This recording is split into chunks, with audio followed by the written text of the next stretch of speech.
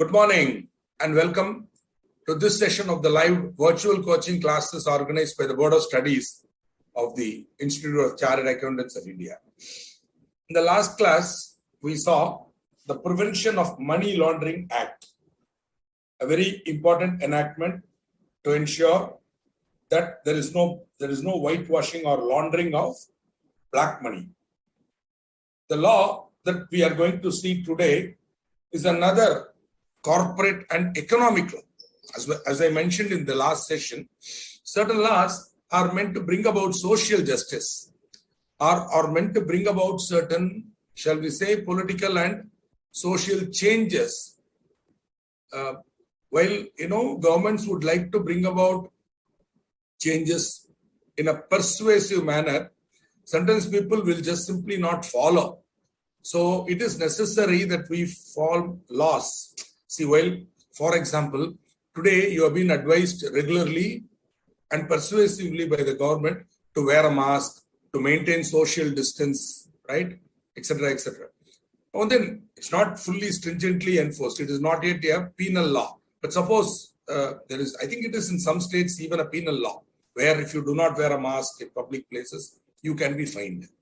So while certain behavioral and social changes are sought to be brought about persuasively by simply telling people, hey, come on, it's good for you, do it, like wearing a helmet, etc. Sometimes governments are forced to also enforce this behavior by identifying not doing it as a crime and punishing it, or identifying certain acts as necessary and insisting that you do it, or if you do not do it, you will be punished, so on and so forth. Then there is a new type of law. These are new laws, economic laws, to bring about social and economic, or shall we say socio-economic justice. Right. But where does then the Foreign Contribution Regulation Act fit into this? As you know, I never jump into the content or a detail unless we are clear about the purpose. If somebody is not clear about the purpose and simply blindly mugging up content and vomiting it, 100%, even if they clear the exam, there is a very high chance that they may not be very successful in their career.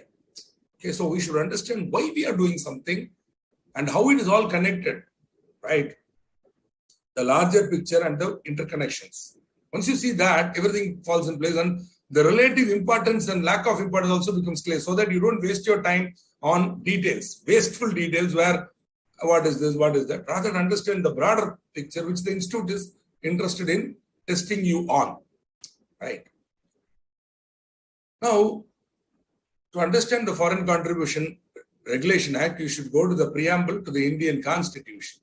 When we became a democracy, we became a sovereign democracy.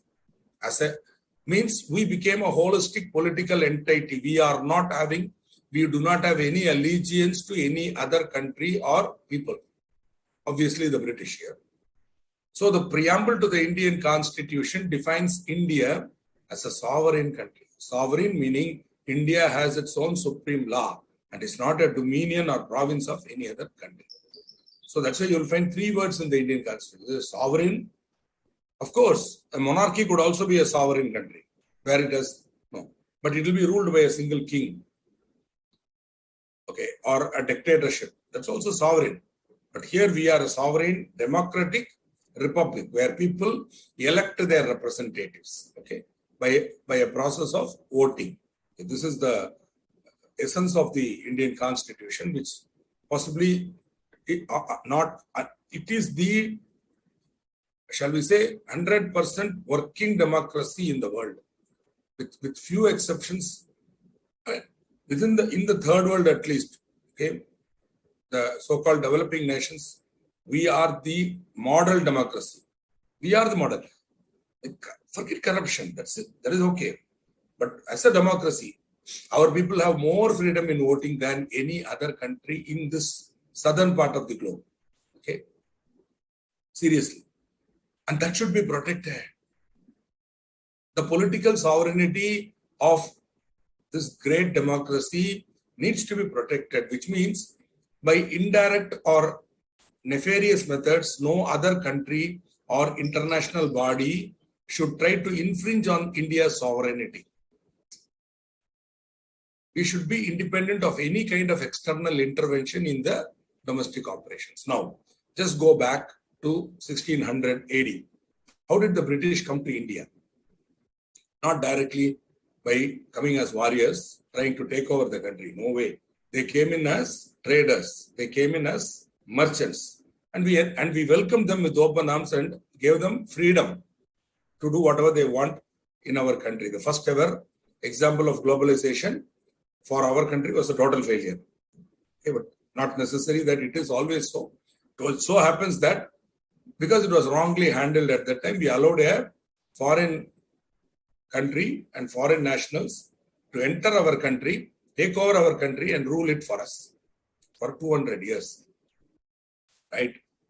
Now, almost 1700, 1800, 1900, 300, more than, of course, you count that not from, you count it from 1857 because it's only in 1857, rather 1859, that Queen Victoria took over our country for your information. Those of you who are in Kolkata would go to the Victoria Memorial and you will see there Queen Victoria's declaration to her Indian subjects. You just should read it to understand what is sovereignty, where a totally unconnected lady born in England calls us her subjects. And she says, I mean, with all benignness, with all her kindness, we were slaves. Now, so this sovereignty is very, very important. So one of the threats to the sovereignty of India could be through transfer of funds from foreign sources as foreign contribution for any activities detrimental to the national interest. Just as a small aside, going away from where we are directly, just aside, America had a serious problem, economic problem, socio-economic problem, where their businesses could not compete with Japanese businesses. And Japan was literally the rising sun. In fact, there's a Michael Crichton novel called The Rising Sun. You should read that. You should understand how, at a point in time, America couldn't handle the Japanese. Okay? So many American companies were being acquired by Japanese companies. Chrysler, for that matter, was being acquired. One of the major car manufacturers to be acquired. And then they couldn't do anything about it. Right? And so, I mean, these are some things that you might want to read and find out for you. So the point is, one of the best methods to take over a country is to take over its business or influence its people in some other way so that, they come under the thrall. Which means, no problem. You want to come to my country, you want to do something, please go ahead and do it. But then we should know who you are. And what are you trying to do here? What are your goals? Why are you here? So this question, in order to be asked, there should be a framework.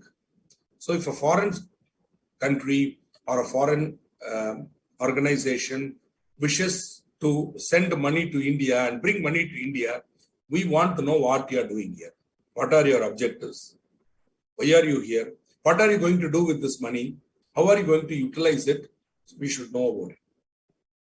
So one of the threats to the sovereignty of India could be through transfer of funds from foreign sources as foreign contribution for any activities detrimental to the national interest. It could be. So this law has the fear, or is an expression of our fear, that foreign money coming into India may not be for our benefit as a sovereign republic, may be detrimental to the national interest. So that is the whole basis of this law. Once you understand it, you will find, then only you will be able to criticize this law. I tell you today, because there are many unnecessary bureaucratic problems here, usurpation of authority by the execution. We saw it happening recently. All that is there in this law. But the avowed purpose, the goal, is laudable. No doubt about it. We would like to know who you are. Please go ahead and find out who I am. Okay? And control me, nothing wrong. Because all said and done, still we are a developing country.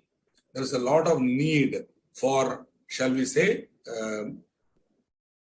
non-governmental intervention into in certain areas, which means there are many organizations called non-government organization, NGO, also known as non-profit organization, or other not-for-profit organization, NPO. Now, these organizations would like to send money altruistically, we hope, with a desire to do good, okay, to all countries, you see. Okay. They, for example, the Bill Gates Foundation, what is that? Bill Gates Foundation, as we call it, and so many such foundations, the Ford Foundation, all the big American entrepreneurs, once they earned the money wrongly, they understood that, it would be easier for the camel to enter the eye of a needle than for a rich man to enter the gates of heaven, said Jesus Christ. So these rich men decided, somehow get through the eye of the needle, and that one best way to do it is to at least give away some of my money, and at least in the last hours of my existence, let me earn some merit so that I would enter the portals of heaven. Assuming. Or maybe they were genuinely altruistic and wanted to help their fellow men. Whatever it is, this money has to come to India. Now, this money which comes to India as foreign contribution could also be politically driven. It could be coming in as foreign contribution, but be used for terrorist purpose, used for clearing unrest in this country, creating political disturbance, of course, bringing about communal ill feeling, whatever. This should not happen. That is a goal. Therefore, we have put up a framework called the Foreign Contribution Regulation Act, okay, which was enacted long ago. It was enacted in 1976. But then the major amendments happened in 2010. And further amendments have happened in 2020. Of course, all those amendments are very much included in my presentation, as well as in the Institute ka material that you have downloaded from the, hopefully you have downloaded from the website. Friends, let us at this point in time thank the great people at the Board of Studies for the extraordinary work that they are doing. Why I say this? Because when I was studying in 1984, 85, 86, I qualified in 87. So at that time, the institute materials were printed and in a very, very badly. I'm sorry, that was how it was. Printing errors would be there. It will be on very, very bad paper and all. But then that was how it was. There was no money. But now that our institute is becoming stronger, that money is being pumped into these beautiful avenues, like creating, shall we say, world-class materials for our students. 100% it is being used. The material that we use today are world-class. Similar to CMA, similar to CPA, similar to the material that you are able to. More importantly, it is all downloadable, all available for free. You don't have to pay. Just try to download it and read it. So I think we should thank the BOS and the great people who are there for the work that they do. And of course, one thing is to appreciate. You see, the minute, after all, you are entitled to nothing. It happens because somebody is doing it as a service to you. So we should thank them, is my humble suggestion. Okay, so it is being used. It's all available on the portal, knowledge, BOS knowledge portal. That is simply have to go and download it. Okay, merely because I'm saying it, please do not send queries on technical issues as to why you had a problem in downloading, blah, blah. That should be addressed to the technical team out there, and they will surely help you. Don't worry about that. Okay. So this law, as I was saying, was first enacted in 1976. It was amended in 2010 when new measures were adopted to regulate foreign contributions. 2010 amendment was more up-to-dating the law. That's all. Making the law up-to-date. Whereas the amendment in 2020, which came into effect from 28th September 2020, very crucial. Right in the middle of the pandemic, they brought this amendment. Very powerful amendments. When we go through them, I will identify them and possibly tell you where they could go wrong and how they could be misused by the executive. I use the word very carefully. Parliament, intentions of Parliament are honorable, but the law is worded loosely, or more power is given to the executive, or more discretionary power is given to the executive without judicial review or without a possible judicial review. That is when the problem starts. untrammeled power to the executive is the worst thing that can happen in a democracy. A democracy works on good legislators passing clear, unambiguous laws, an honest executive implementing the law, keeping in mind the purpose of the law, and a judiciary always waiting to protect the citizen if at all there is an infringement of his personal liberties and rights. What a fantastic system, democracy. It's great.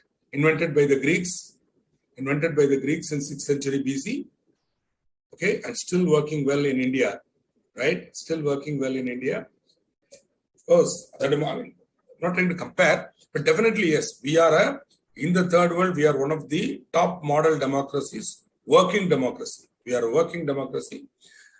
People select wrongly, no problem, but they have the power to select. Just compare with our slightly remote neighbor Afghanistan. Please go ahead and read the reports that you get about the way that country is being run today, and then you will understand what a great democracy we are living in. Right. So, as usual, let us get into section 2, which deals with important definitions. So, foreign company. Now, remember, word foreign company is also defined. We studied it. I think I had the good fortune to interact with you on that topic, right? It is defined. Go back to my notes or material and find out what is the definition, because that definition applies here, right? The old law 591 is mentioned in this law still. So equivalent to section 379 of the Companies Act 2013. Okay, it is defined. The word foreign company is defined. Company incorporated outside India is different from foreign company, right? Got it? Foreign company as defined in the Companies Act 2013. Company which is a subsidiary of a foreign company. You know why I make this point very carefully? Just go back to that notes, you will understand what I'm saying. But just to remind you, all companies incorporated outside India may not be foreign company within the definition of the Act. Whereas, so all companies incorporated outside India may not be foreign company. Whereas, all foreign companies, as per definition, are in companies incorporated outside India. Obviously. Otherwise, if it's a company incorporated in India, that's it. It's a company, period. Whereas a company incorporated outside India is not a company. It is a body corporate under the Companies Act 2013. So companies incorporated outside. Then they define foreign company, where there is a shareholding. Okay, etc. So, company which is a subsidiary of a foreign company. The registered office or principal office of business of a foreign company referred above. In India, a multinational corporation. Because see, this part you will find it comes under two heads. The same fellow could be a foreign company within the meaning, a multinational. But they are more worried about multinational corporations, MNC as we call them, multinational corporation. Again, remember, the first ever multinational corporation was the British or English East India Company.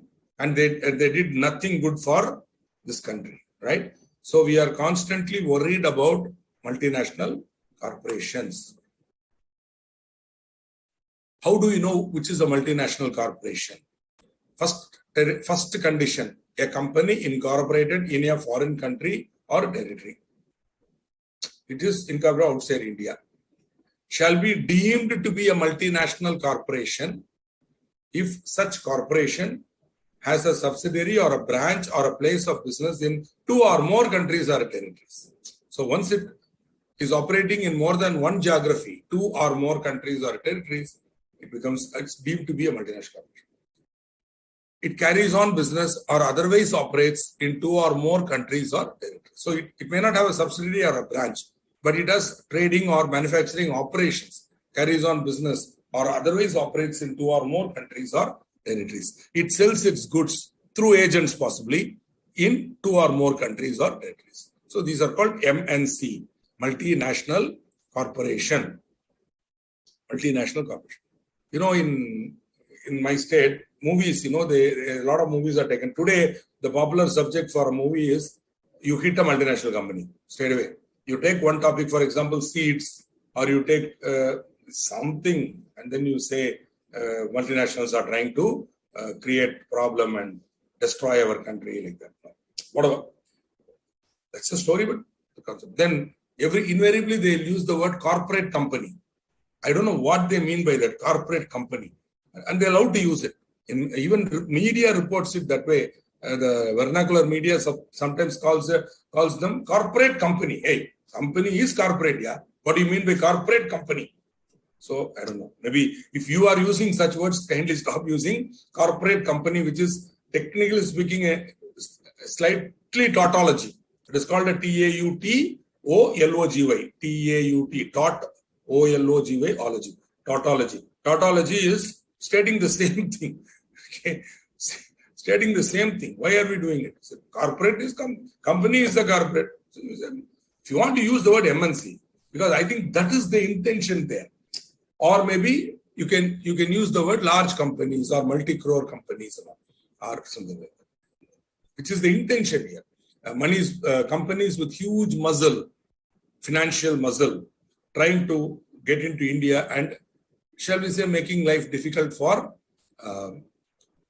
certain interest groups. Okay. Without, after all, as a future member of our institute, you should know the reality. In the sense, the so-called agriculture amendment laws, the farmer bills, they create so much furor. Why? Partly, there was some vested interest, but then partly they were correct. They were trying to prove a point that maybe we are not yet mature for this, something like that. Highly polarized issue. I don't want to go there. I'm sure everyone has their own opinion, but you have to be very careful before letting in a multinational corporation. See, because a multinational corporation has only one goal: making money, nothing else. Okay. Of course, they may show off. They may show, we are doing corporate social responsibility, blah, blah, but that will be a show. But the hardcore reality is that, and that is how they have defined themselves. It's not a crime.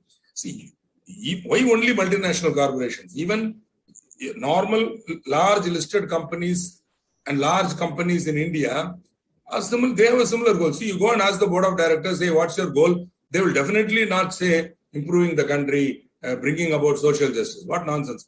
They will rightly say, as a member of the institute, I assure you, they are absolutely correct. And I want them to say that our goal is to make money, to ensure that we are more profitable so that overall the shareholder wealth is multiplied. That's all. This could be the goal. But then unfortunately what happens, in the process of achieving this correct goal, they use incorrect means, ends and means. Your ends are laudable, making money, but your means are not correct. This is where we are worried about it.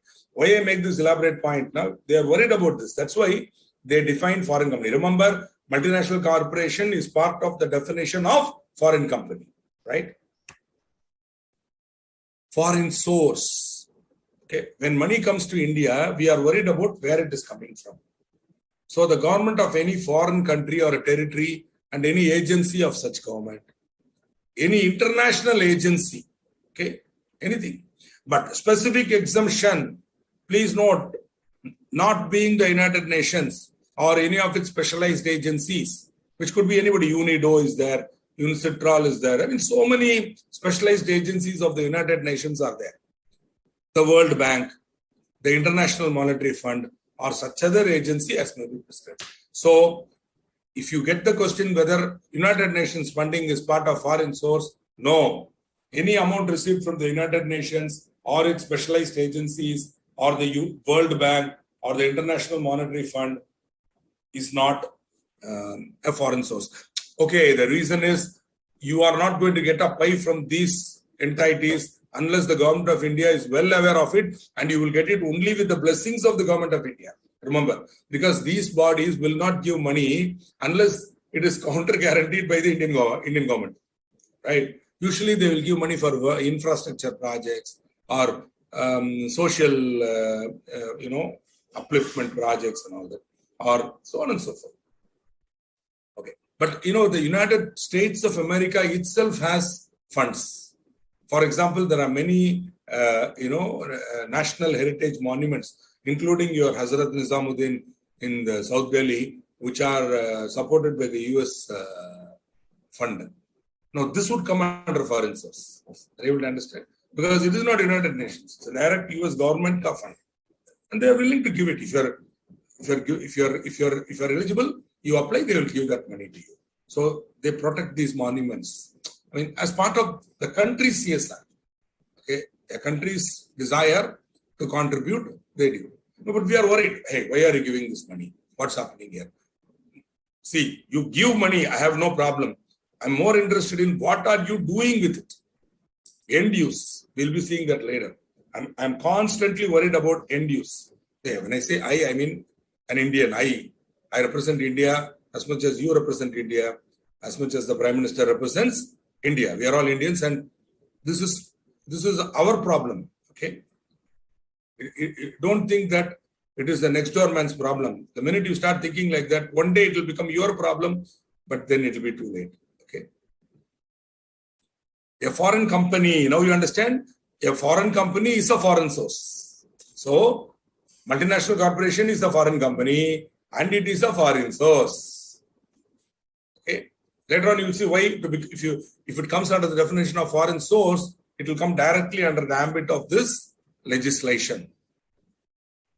A corporation, not being a foreign company, not a company incorporated outside India, subsidiary, etc., but a corporation, not being a foreign company, incorporated in a foreign country or territory. And lastly, a multinational corporation. Okay, no problem. Anyway, multinational corporation is part of foreign company, but they again include it. For abundant caution, they say multinational corporation is also a foreign source. So if you're getting money from them, from CSR and all, it is a foreign source. Foreign source definition continues. 1, 2, 3, 4, 5, now 6. This is the 6th item under the heading 2.1J of the FCRA, which defines foreign source.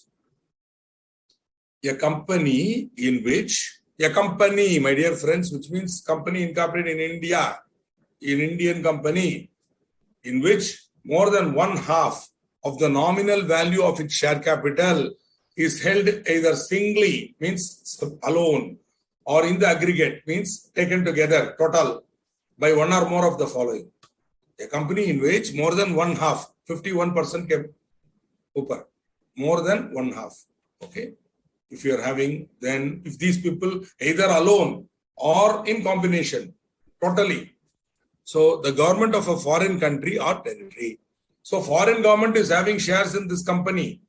The citizens of a foreign country or territory, foreigners are having shares. This is perfectly legal. There's nothing that is not prohibited. Nowhere in FEMA you will find foreign citizens cannot become shareholders. Okay, we have sectoral caps.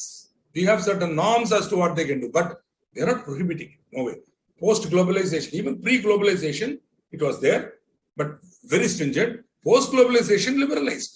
I mean, post-LPG, post-1990, liberalized. We are not willing to take money from anybody. Okay. Again, give me money. Anytime I'll take it. What are you going to do with it? That is the point I'm asking again and again. Okay. Now, trusts, societies, or other association of individuals formed or registered in a foreign country or territory. So a foreign trust or a society or other association, in other words, non-corporate entity is holding shares here. 51% of the nominal value of its share capital. Friends, share capital is a big term. Preference capital is also included. Think like that. This is the analytical type, analytical thinking. In fact, one student, from south part of Andhra Pradesh, from Andhra Pradesh, he texted me on many questions, keep on asking like this, like that. I used to give him answers to the best of my ability and knowledge. But somewhere I told him, boss, some of your questions you can yourself get the answer. if you do analysis. If you are a little analytical, you will get the answer. So then one or two examples I showed how to be more analytical in your approach. After all, the answers are very much there. Okay. So if you really go analytically, you will find the answer. A little more you have to read, a little more you have to understand. A little more you have to become friendly with the topic. That's all. Automatically it will teach you.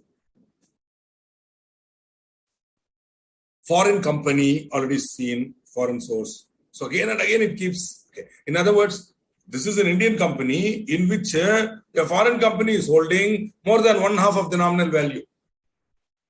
Lastly, corporations incorporated in a foreign country or territory. So the idea is indirect. I form a company in India and then these entities invest into that company. So any amount received from this Indian subsidiary or Indian held company by foreigners, company in India held by or owned by foreigners, controlled by foreigners, is also a foreign source. Now, there's an exception to this rule. When you read the material, institute material, you will find, provided that. I've removed the legal language, you see. Board of Studies material, more often than not, tries to maintain its integrity by almost reproducing the the statute, with a little bit of notes and explanation wherever deemed fit. Okay. So the question is, I'll ask the question and then we'll give the answer. Whether 100% subsidiary of a foreign company in IT sector can give donation to trust who doesn't have registration under FCRA. Okay. It's a double-loaded question. Very, very carefully I have to answer it. We actually, now I understand why this should not have come here. When I was reviewing my PowerPoint yesterday, I consciously brought it and put it here. You will not be able to answer it now, but I will explain. And later on, when I come there, I'll again link it with you. What is the question here? 100% subsidiary of foreign company in IT sector. Can it give donation? What is your immediate answer? Why don't one or two of you put it in the query pad, because query pad is pathetically empty, giving me the major doubt whether I am even addressing people or not. Usually, some of my students will put good morning and all that. So I don't find even a good morning message coming on the query pad. So what do you think? Can a 100% subsidiary, for the time being, forget the tail. Forget that non-registered under FCRA. For the time being, assume that it is registered.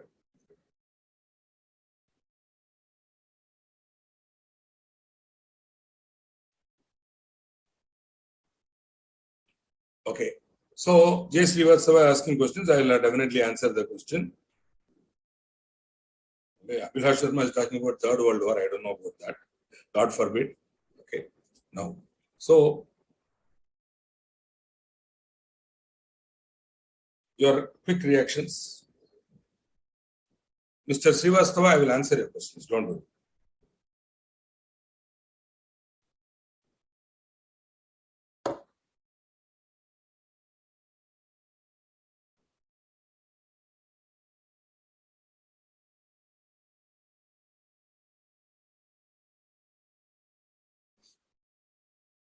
For the time being, ignore that non-registration.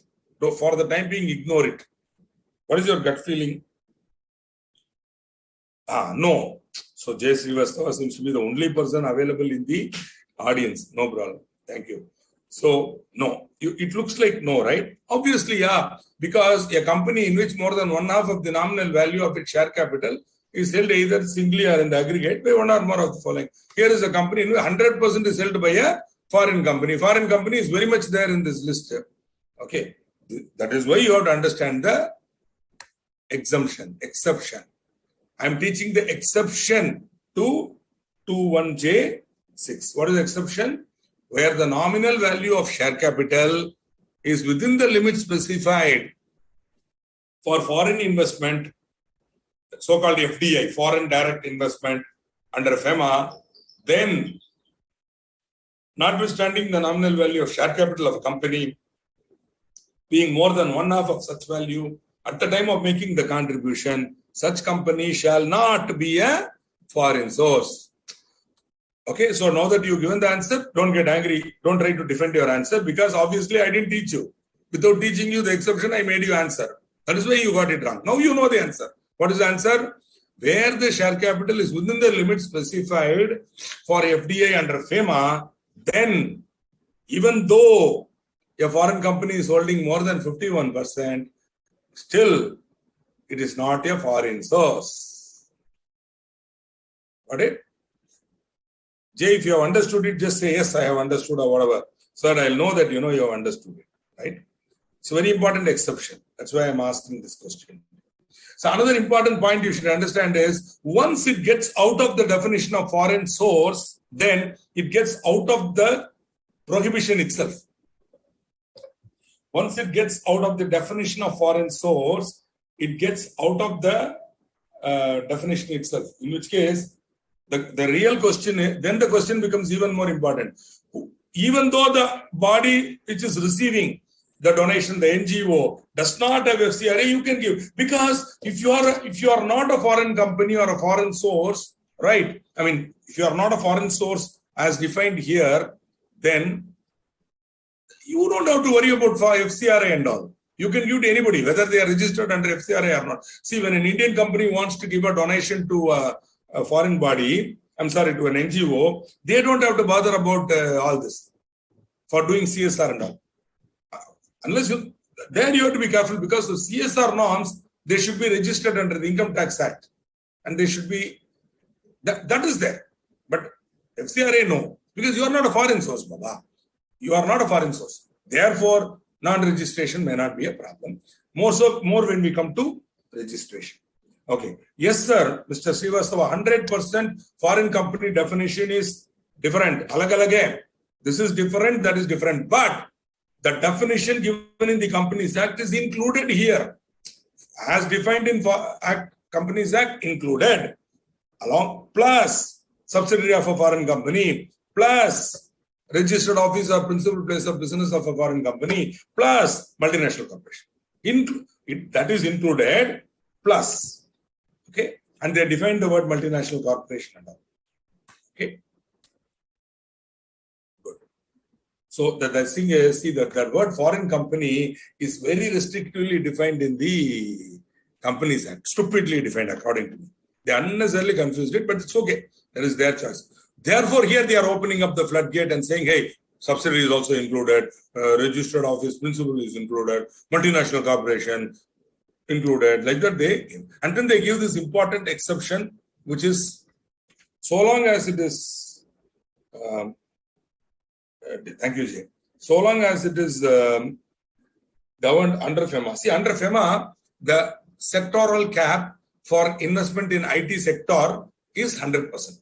So 100% investment can be done in a company engaged in information technology by a foreign company. Okay. Therefore, or even foreign individuals, etc. That is part of our FDI norms. Not now. Long, for a long time. 1990s onwards, it has been like that. Okay. Good. So we will. Good. So company incorporated in India like TCS, absolutely correct. Intuitively, you hit it. But think about it. What is the first condition for multinational corporation? It should be a company incorporated in a foreign country. Please understand. It should be a company incorporated in a foreign country. TCS is not incorporated in a foreign country. Therefore, see, you are actually correct. It is a multinational corporation, but not under FCRA. Our own country, how this fellow can be a multinational corporation? When this guy goes to Africa and does some nonsense, or when this guy goes to US and does some nonsense, there he will be a multinational corporation. For them, okay? For England, he will be a multinational corporation. Okay? But he is of Indian origin, yeah? We should be very proud that our country has produced a multinational corporation. Right? There are many multinational corporations that way which are operating out of India. Indian companies. But it is not, Jay, you have to be very clear now. I am not questioning you. You are right. But under FCRA, Tata Consulting Services, TCS is not a multinational corporation. Why? Because it is not a company incorporated in a foreign country. Am I correct? That is all. Otherwise, you are right. It is one of the examples of multinational, where Ratan Tata went to England and acquired a company called Jaguar and Land Rover, JLR, and Tata Motors. So the Tata Motors operates like that. They acquired a steel. Tata Steel acquired Chorus. The Chorus was a British subsidiary. They lost a lot of money there, but whatever they lost in Chorus, they made up in JLR, Jaguar Land Rover. See, imagine a foreign brand is owned by an Indian company, and they operate across the world. Okay, that's the point, right? So in that sense, Maruti Suzuki is a multinational company. They carry on business in more than one country. You'll find if you go to Korea, go to Malaysia, you will find Zen. Maruti Zen is very popular, was very popular there. Okay, so you'll find a lot of, you'll feel very proud. I feel very proud when I travel in these geographies like Indonesia, Malaysia, or Far East as we call it, or Southeast Asia. And I find our own Indian brands, running on the roads, feel very proud and happy. But our own neighbor, Bangladesh, doesn't buy from us. Huh?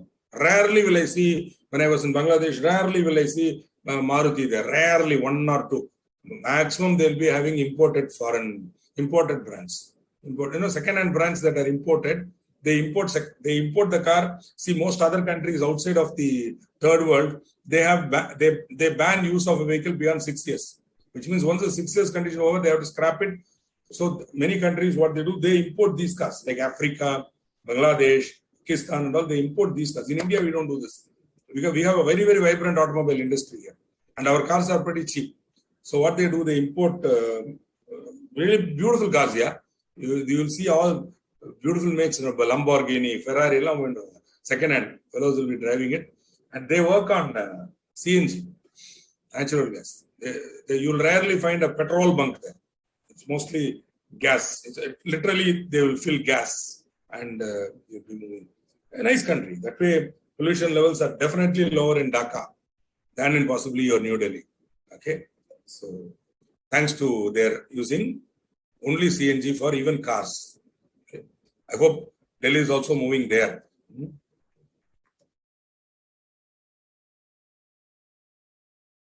Good. If you were to ask me which is my most favorite city in India, of course, Chennai is where I stay. That's different, though don't include Chennai. Coimbatore, where I divide my time between Chennai and Coimbatore. If you ask me which is my most favorite city, if at all I was given a choice to, if I could reinvent my life again and live it, that city would be Kolkata. That city will be Kolkata, not Delhi. I've been there a lot. I've stayed there a lot. I've lived a lot in Delhi. I love that city. Every city I love. Mumbai also I love, but then I can't handle the pressure of Mumbai life. I can't handle the loneliness of Delhi life. Just staying in Saket, from one place to nobody is there. It's all empty. Everything is empty. Whereas that's one of the reasons why I still love Chennai, and that way Kolkata is the best. People, neighbors, friends, intellectual company, old city, beautiful city. Think about it. If you are from Kolkata, okay, salute. I love that city. Good. So, foreign source. Continuing. We saw that exception for 6 and then we are continuing. Trade union in any foreign country or a territory, whether or not registered in such foreign country or a territory. Trade union. Because, while we are afraid about, that way, right from pre-independence, Jawaharlal Nehru period, India has been a cat on the wall. India has been a fence sitter. We have never gone this way or that way. Never did we go for outright capitalism or never did we go for outright communism also. Totalitarian communism. Though Indira Gandhi really tried it. Indira Gandhi really tried Stalinistic totalitarian communism. She tried it. Hey, it won't work in this country, boss. We saw the Greeks, we threw them out. We saw the Mughals, we made them our brothers. We saw the British, we threw them out. No way we are going to accept. We are India. Nothing can be done to us. No dictator can ever hope to rule us at any stage. He will become part of us. We will confuse him. Okay? Right. But then, so why I'm saying this now? Trade union they are including, because communism was a big threat that we were worried about communism also. On the one hand, we didn't want capitalism. Also, we didn't want communism. So we sat in the perfectly on the middle in the fence where Jawaharlal Nehru made us part of what is known as non-aligned movement. Non-aligned movement. We said we are neither here nor there. Whether that decision was right or wrong, we do not know. Politically, maybe it was correct, but economically ruinous. Because though we said we are non-aligned, we did, sort of swing a little to left. We did swing a little to the left. Little. So we were slightly pinky, which meant our socialistic policies. All that we have realized in 1990, why that policy was disastrous and ruinous for our long-term growth. And then by the time, you're going fast in the wrong direction. So to come back to the right direction itself, it will take you time. Even if you're going in the right direction a little slowly, or you can come back, you can speed it up. Here you're on the wrong direction. You have to come back, which is what took us 1990 to now. Only the real growth has to happen for us. Right. So trade unions were seen as communistic propaganda were preventing business and all this. You want to be sure, why are you giving money to this fellow? What is your goal? Okay. Are you doing some political campaigning? Sorry. If so, what is it? If it's within the democratic framework, no problem. Please go ahead. Nothing wrong. But then we want to know who you are, what you are. That's all.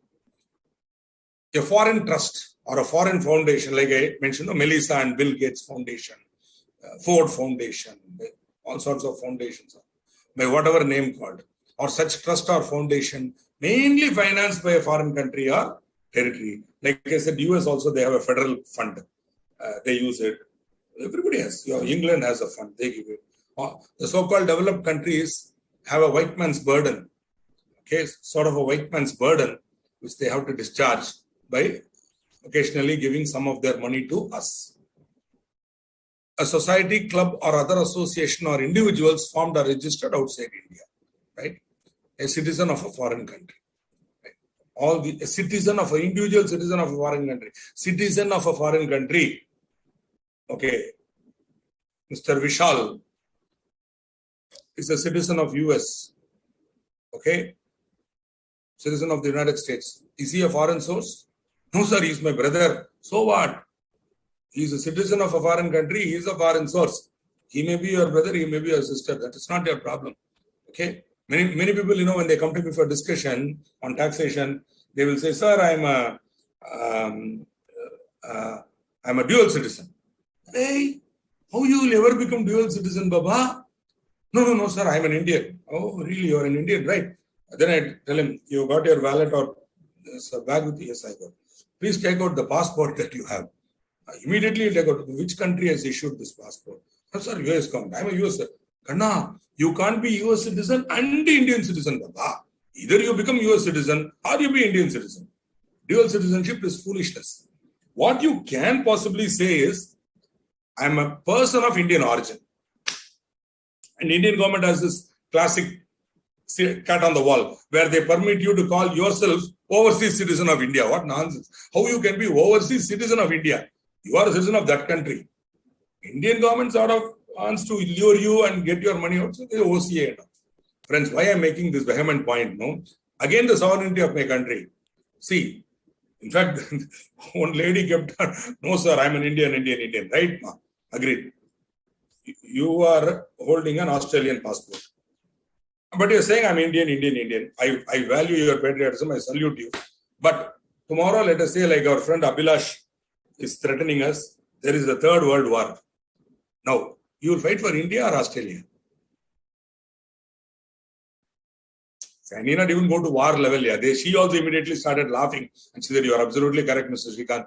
When I'm sitting in Sydney watching a cricket match, India versus Australia, I don't know whom to support.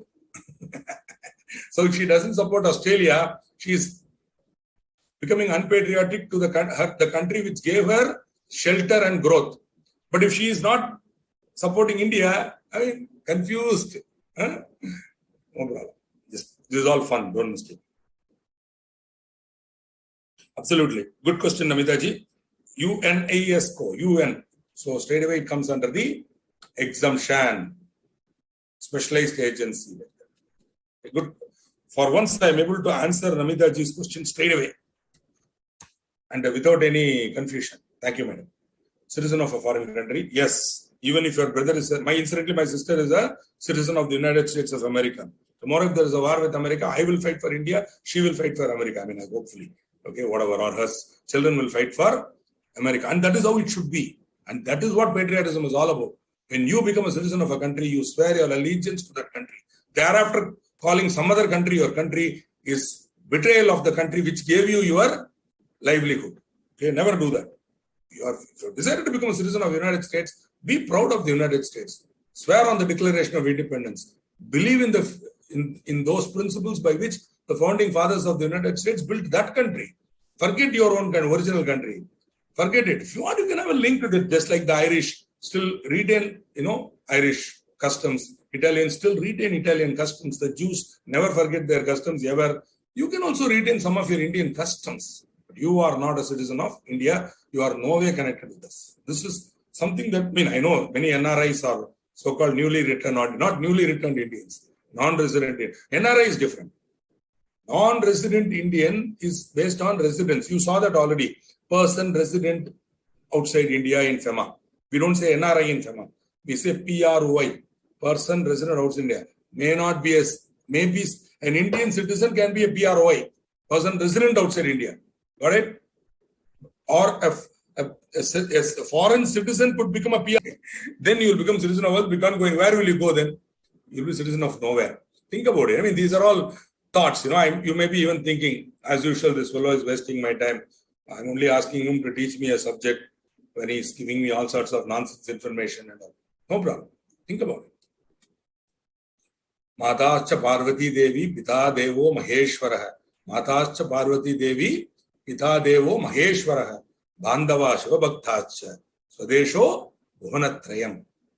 That is a larger Indian thing, Swadesho, not just this world. Bhuvanatrayam, all the three words. Okay.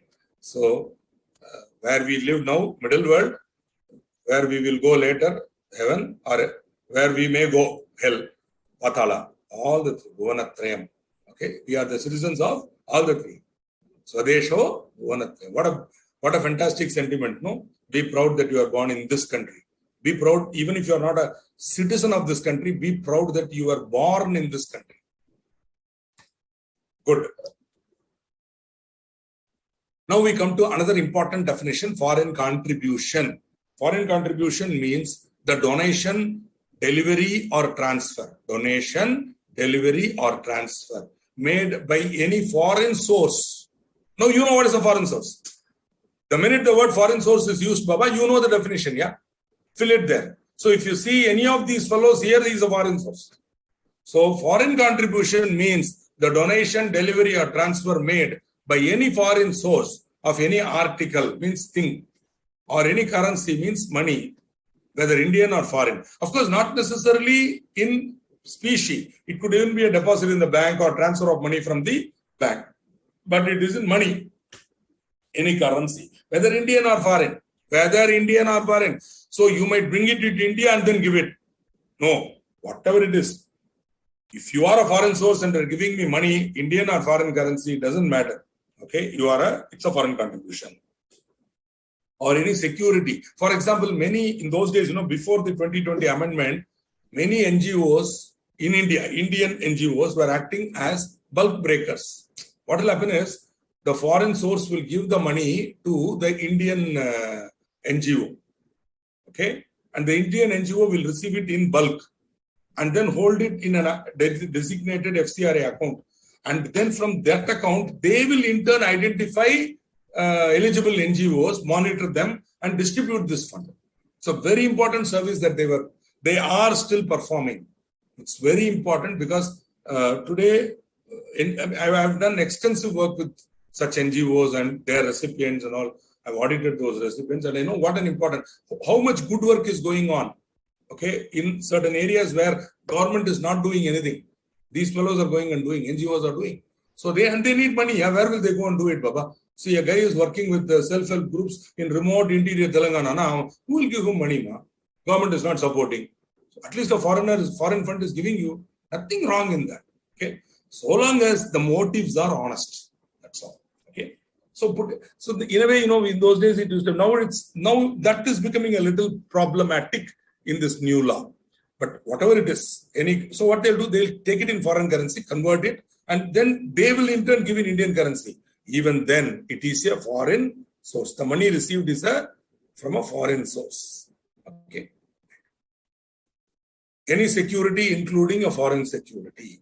The above done by a person who has received the same directly or indirectly from any foreign source.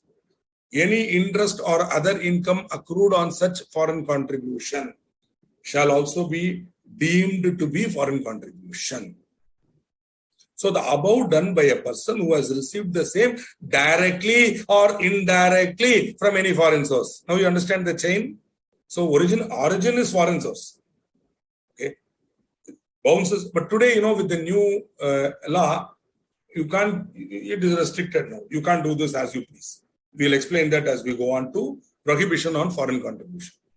Any interest or other income accrued on such foreign contribution, which means all this money that you receive from a foreign source should be kept in a separate designated account.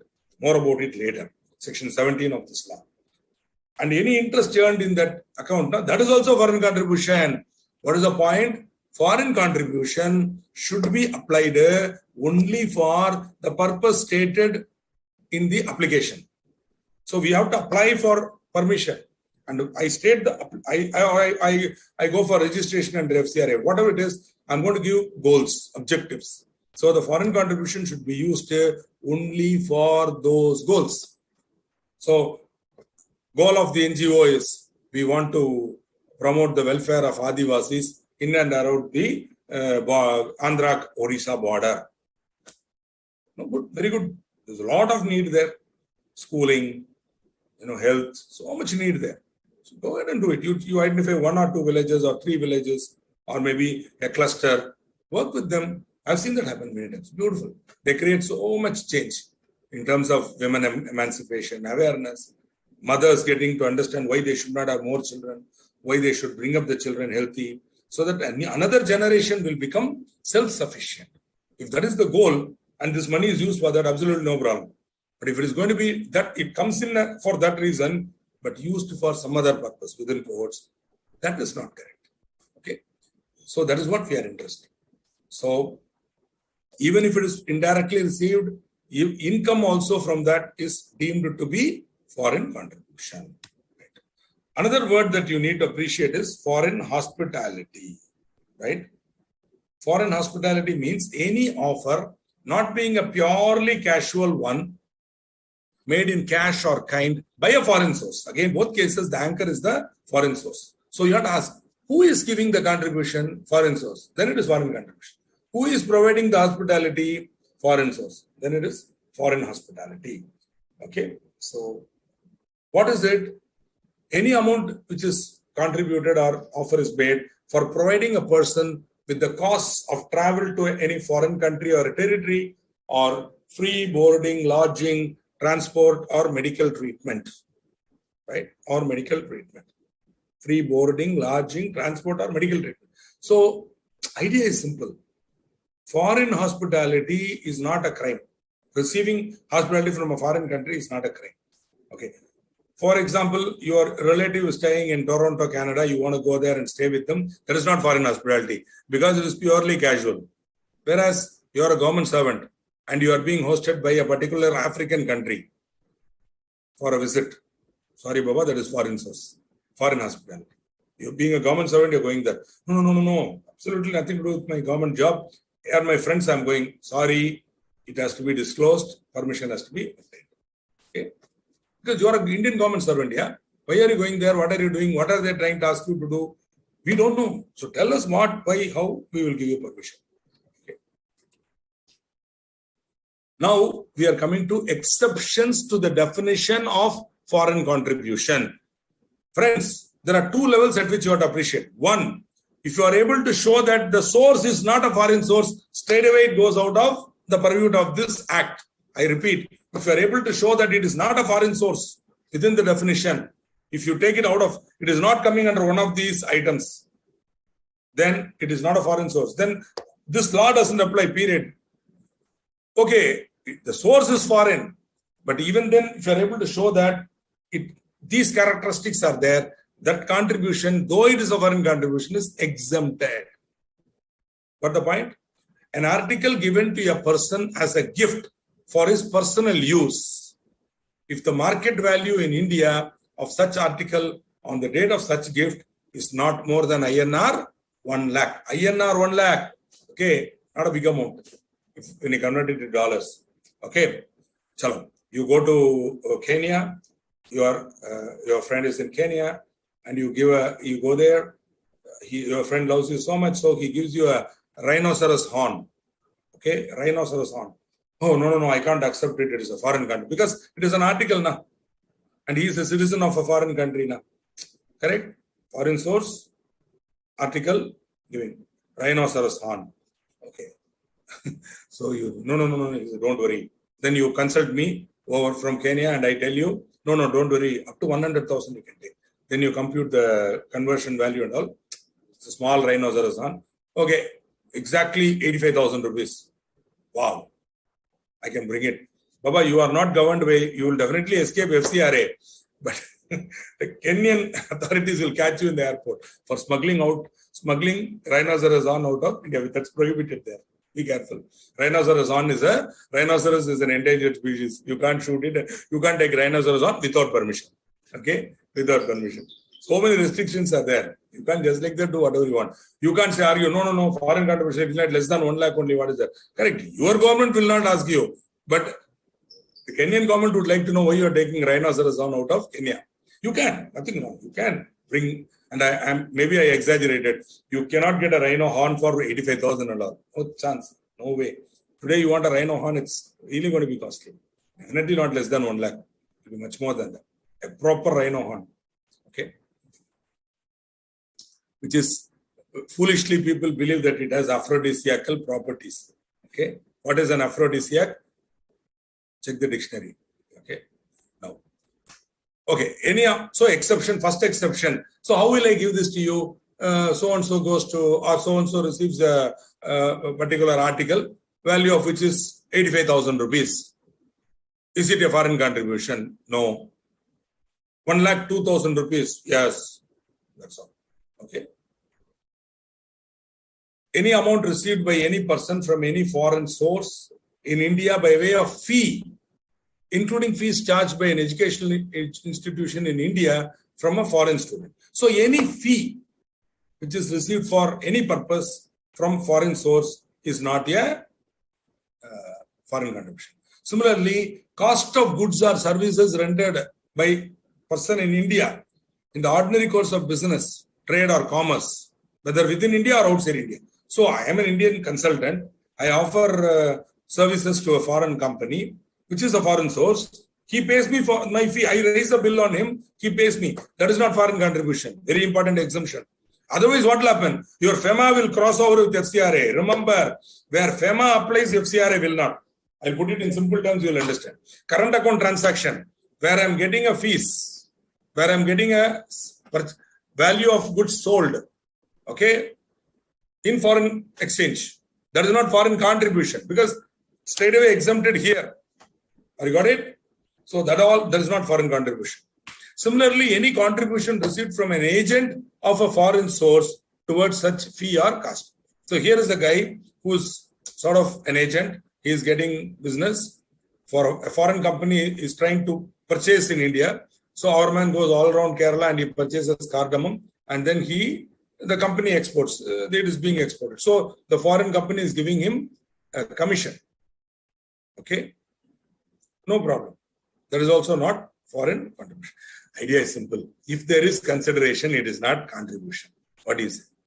Where there is a consideration, where I have rendered some service or supplied some goods for which is paying me, there is no foreign contribution. Person is defined here separately, an individual, HUF, association. Even a company registered under section 25. See, this FCRA has not been updated for 2013. So it still says 25, but you have to read it as 8. The word political party is also defined. You also saw it in the Companies Act. You remember? Companies can give political contribution, no limit, discretion of the director under the Companies Act. So here, if I remember right, 181, 182 of the Companies Act. An association or body of individual citizens of India to be registered. So political party is an association or body of India registered with the Election Commission or which has set up candidates for election to any legislature, whatever it is, a registered political party or a independent candidate or political party. Okay. So you have to go through the Representation of People's Act and find out.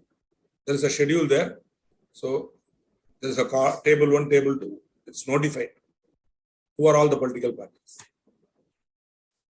If a word is not defined in FCRA, but is defined in Representation of People Act or the Foreign Exchange Management Act, it shall have the meaning assigned to that. Somebody was asking me this question, whether person resident in India or person resident outside India will be as per FEMA. Yeah, it will be. It will be as per FEMA. Okay. But then why are you bothered? Because person resident outside India, don't worry. You should be worried whether he is a citizen of a foreign country. He may be even a PRIA, no problem for me. So long as he is a citizen of a foreign country. Again and again I'm saying, a lot of our brothers and sisters will come to India and stay here for 182 days or more. They will become PRIA, but they will not become citizen of, they will be foreign citizen only. Be careful. So don't confuse PRIA and citizenship. A person may be a citizen of a foreign country, but he may be a person resident in India. A person may be a citizen of India, but he may be a person resident outside India. Like I think our Vijay Mallya. I don't know. Vijay Mallya is citizen of India, right? Indian citizen, right? But a person resident outside India.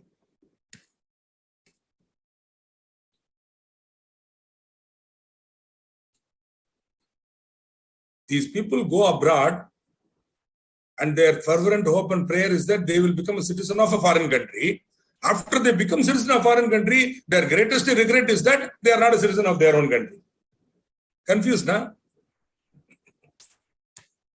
Actually, in ancient Vedic astrology, going to a foreign country is a negative indication. A malefic planet will be in the 12th place or in the 10th place, etc. Or looking at the 6th place or 12th place and all. Very bad indication. Only then a person will go abroad. In those days, it was considered a shame to leave your own country and go. So Desa Prashta. So people didn't want to go. But today, Desa Prashta is what they want. And very soon, they ask, will I go abroad? Please see. Panditji, see, please tell me, will I go abroad? Yeah, you will go abroad. Rahu is in the 12th place. Yeah, 100% you will go abroad. Don't worry about that. Like that. We have to tell him. Okay. Anyway. The view expressed herein are the views of the faculty and not the views of the Institute of Chartered Accountants of India or the Board of Studies. Okay, now we come to the crux of the law, which is the regulation of foreign exchange. Let's quickly see a couple of points and then I'll give you your much needed break, right?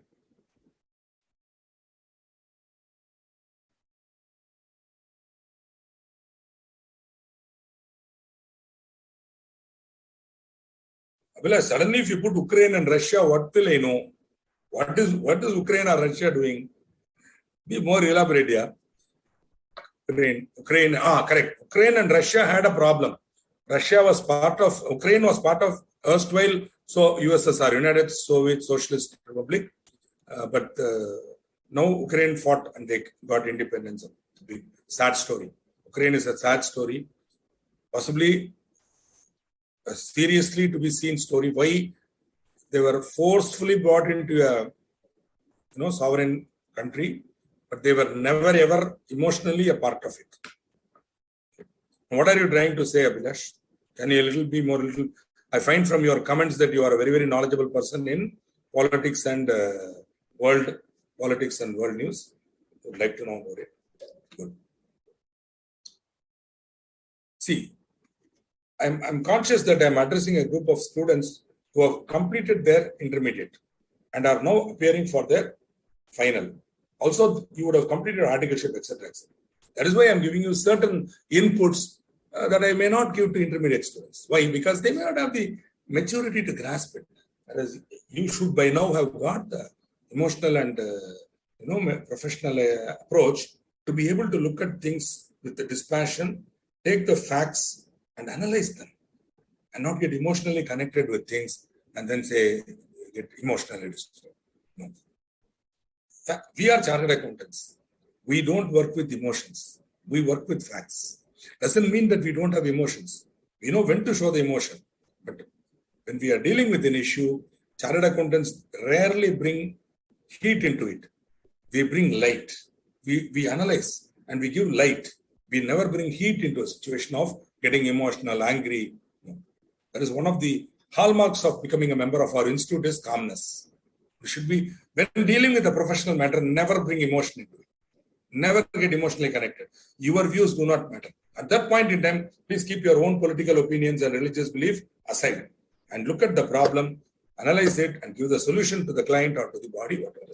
This is the hallmark. If you learn this secret now, you will be a very, very successful chartered accountant. Let us now see the operative part of the enactment. Broadly speaking, the Act places prohibitions on acceptance of foreign contribution. Prohibition, foreign contribution prohibited.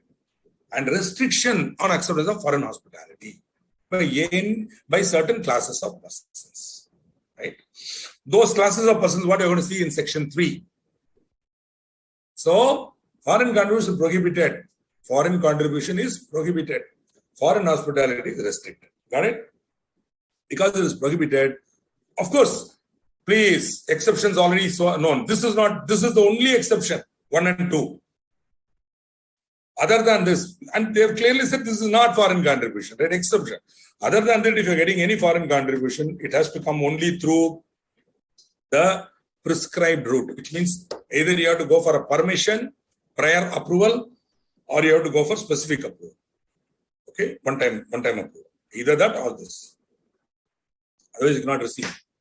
Anyway, see, think about it. Banks are consciously monitoring entry of funds into their account. Every account in India is being monitored by that respective banker for entries, credit entries. Where an entry comes from a foreign source or or in a foreign exchange or in first thing that the banker would want to know.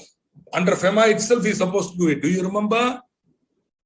Under section 3 of FEMA, that is operative section there. 4 of FEMA, operative section there. He is supposed to make an inquiry. When somebody is either acquiring foreign exchange or bringing foreign exchange, he is supposed to make an inquiry. What is this?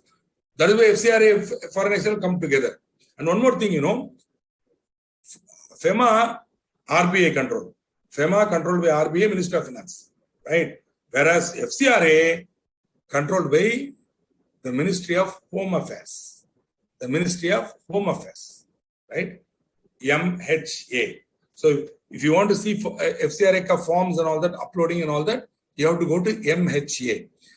As a chartered accountant, when would you have to do this? When you have an NGO client, non-governmental organization as a client, they want to receive foreign contribution regularly.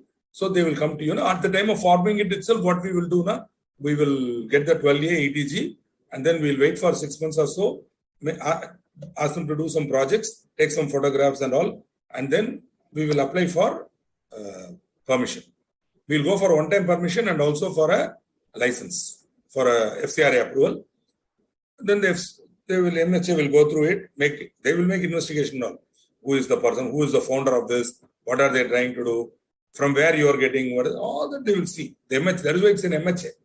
And then the Ministry of Home Affairs, who is in charge for home security, the security of and sovereignty of this country, right? So there is a prohibition on acceptance of foreign contribution. The time now is exactly 8:15, and I'm still waiting for Abhilash to give me some clarity on what is put there. And so kindly have a small break for 10 minutes. We will say 8:25. We will be back for further discussion on the Foreign Contribution Regulation Act. Don't go away. Let's be back 8:25.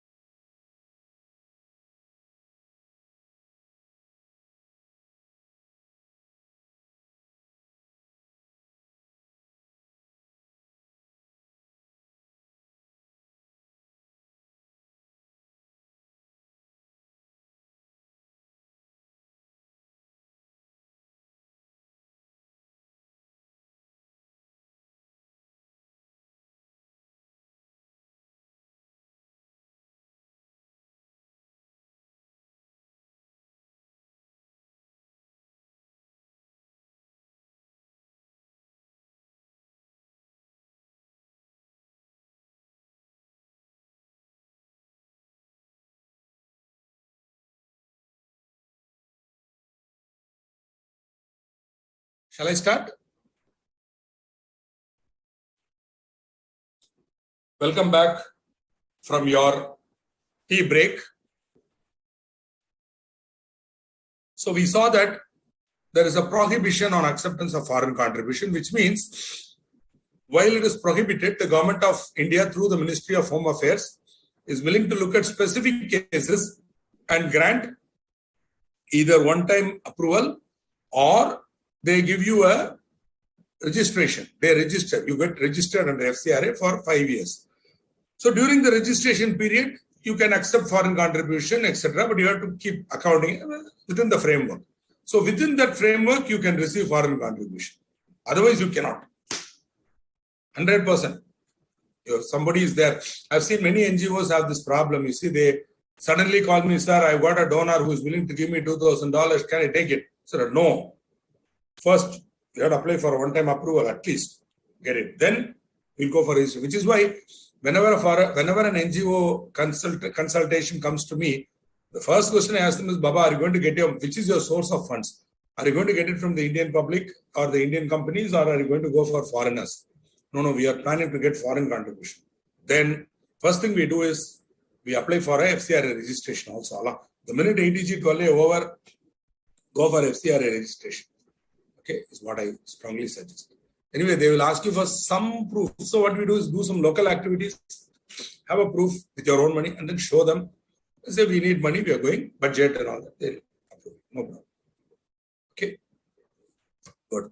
So these people, this list of people are prohibited from accepting foreign contribution. Prohibited means they cannot receive foreign contribution. Repeating. These people are prohibited. They can't apply for permission. No way. No, they are not going to get permission. They cannot get foreign permission. A candidate for election. Okay. Rightly now, foreign contribution should not be given. Later on, this fellow is going to become a member of the parliament. So such a man should not be influenced by a foreign company. See, how will he then have independence? Yeah. Suppose he is getting money from a foreign country. Will he have any independence? Or a multinational corporation, will he have any independence? Okay. So you can't accept directly. Okay. So candidate for election. A correspondent or a columnist or a cartoonist or an editor or owner, printer or publisher of a registered newspaper. Am I correct? See, the press or the newspapers and magazines are called the fourth estate. They are called the fourth estate, right? In England, see, and the concept of a fourth estate you will not understand in India or even in the US context, because in England you had the lords, the peers, okay? They were the first estate. And sorry, the church, that was the first estate. Then you had the lords, that was the second estate. Then you had the third estate, the people's representatives. And then the fourth estate was your press. The fourth estate. They are seen as one of the four pillars that protect government and public policy, right? They can influence public policy. They can influence public opinion. Therefore, they say these people also should not be influenced by a foreign country, right? So directly they can't receive, or indirectly they cannot receive foreign contribution, which means, for example, if a newspaper is receiving support from a foreign country, we are very seriously worried because that country's views may be slowly infiltrated into our public mind. So on and so forth. The press is a very powerful media. Of course, in today's social media and context of Google, etc., this may become silly because why should he give money to a local reporter to write? He can as well put the news directly on Google and you will go and see it. So, to my knowledge, okay, today it's lost its thing, but then even now they say these people should not get foreign contribution. See, for example, Arundhati Roy, she's a very famous author, God of Small Things, Ministry of Happiness, Ultimate Happiness. She's written novels. I've struggled to read many God of Small Things, managed to somehow, and I survived the process. But so she also writes a lot of columnist. So I mean, she shouldn't be influenced by somebody, no? Because she's an opinion maker. There are a lot of people who swear by what Arundhati Roy says. Hey, then it's correct. So she should protect her own independence by not receiving foreign contribution, and it is prohibited. Public servant, newly added 2020 amendment. That is why I put it in red. The word public servant is included. A judge, a government servant or employee of any corporation or any other body controlled or owned by the government. So government servant, IAS and IRS officers cannot receive foreign contribution. Member of any legislature, member of parliament, or either Rajya Sabha or Lok Sabha, any legislature. Okay. Political party or office bearer thereof. These people should not receive any foreign contribution. The organization of a political nature, as may be specified under section 5(1) of the central government. Already there, we'll be seeing that. There is, instead of foreign, instead of directly a political party, they have somebody else who would be seen as a organization of a political nature. You'll see that when you come to section 5. The central government has the power to declare an organization as an organization of political nature. So they are also prohibited. Association or company engaged in the production or broadcast of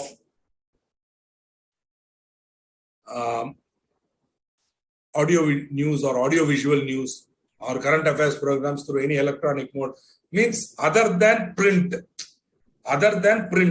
So be covered print media, that is newspaper.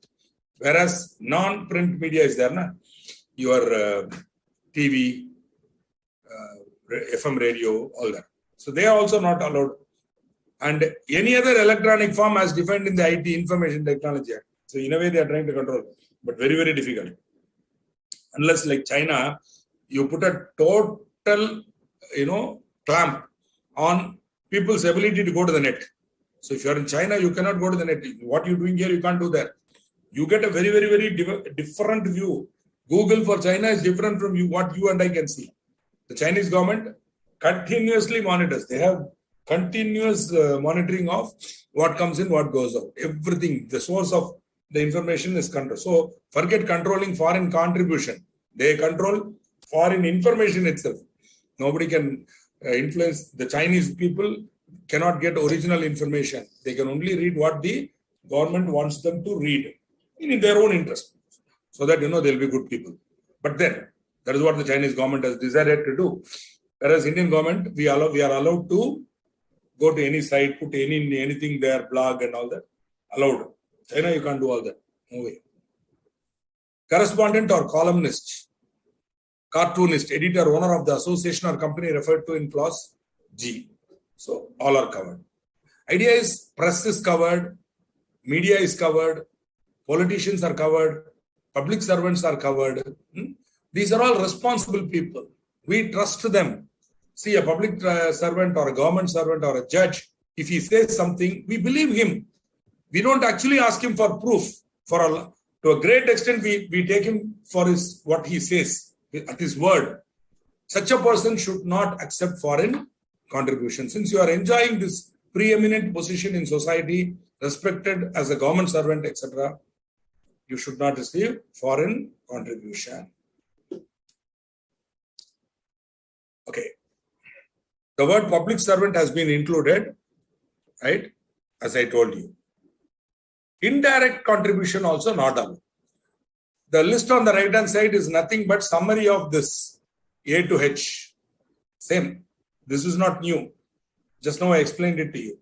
So the law contemplates two types. One is direct. So the foreign source is giving the foreign contribution directly to these people. Or another route, indirect. The person resident in India and citizen of India, resident outside India, person resident in India and citizen of India, resident outside India. Are you able to see the point here?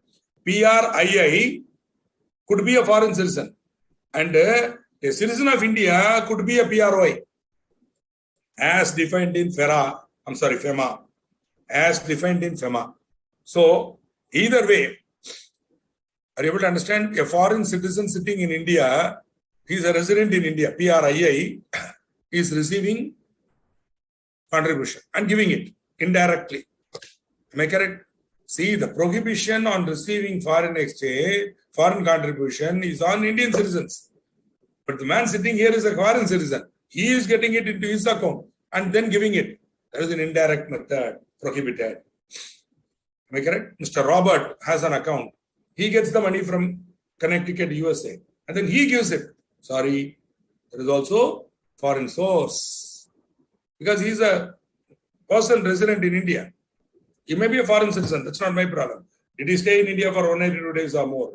Okay. No, sir. He is a citizen of India. But then he is prohibited. So what this guy does, he sits abroad. He becomes a resident, PROI. And there he is accepting. Sorry, citizen of India. If you accept it and give it, even though you are a citizen of India, the source is a foreign source. You are an indirect conduit for the foreign contribution.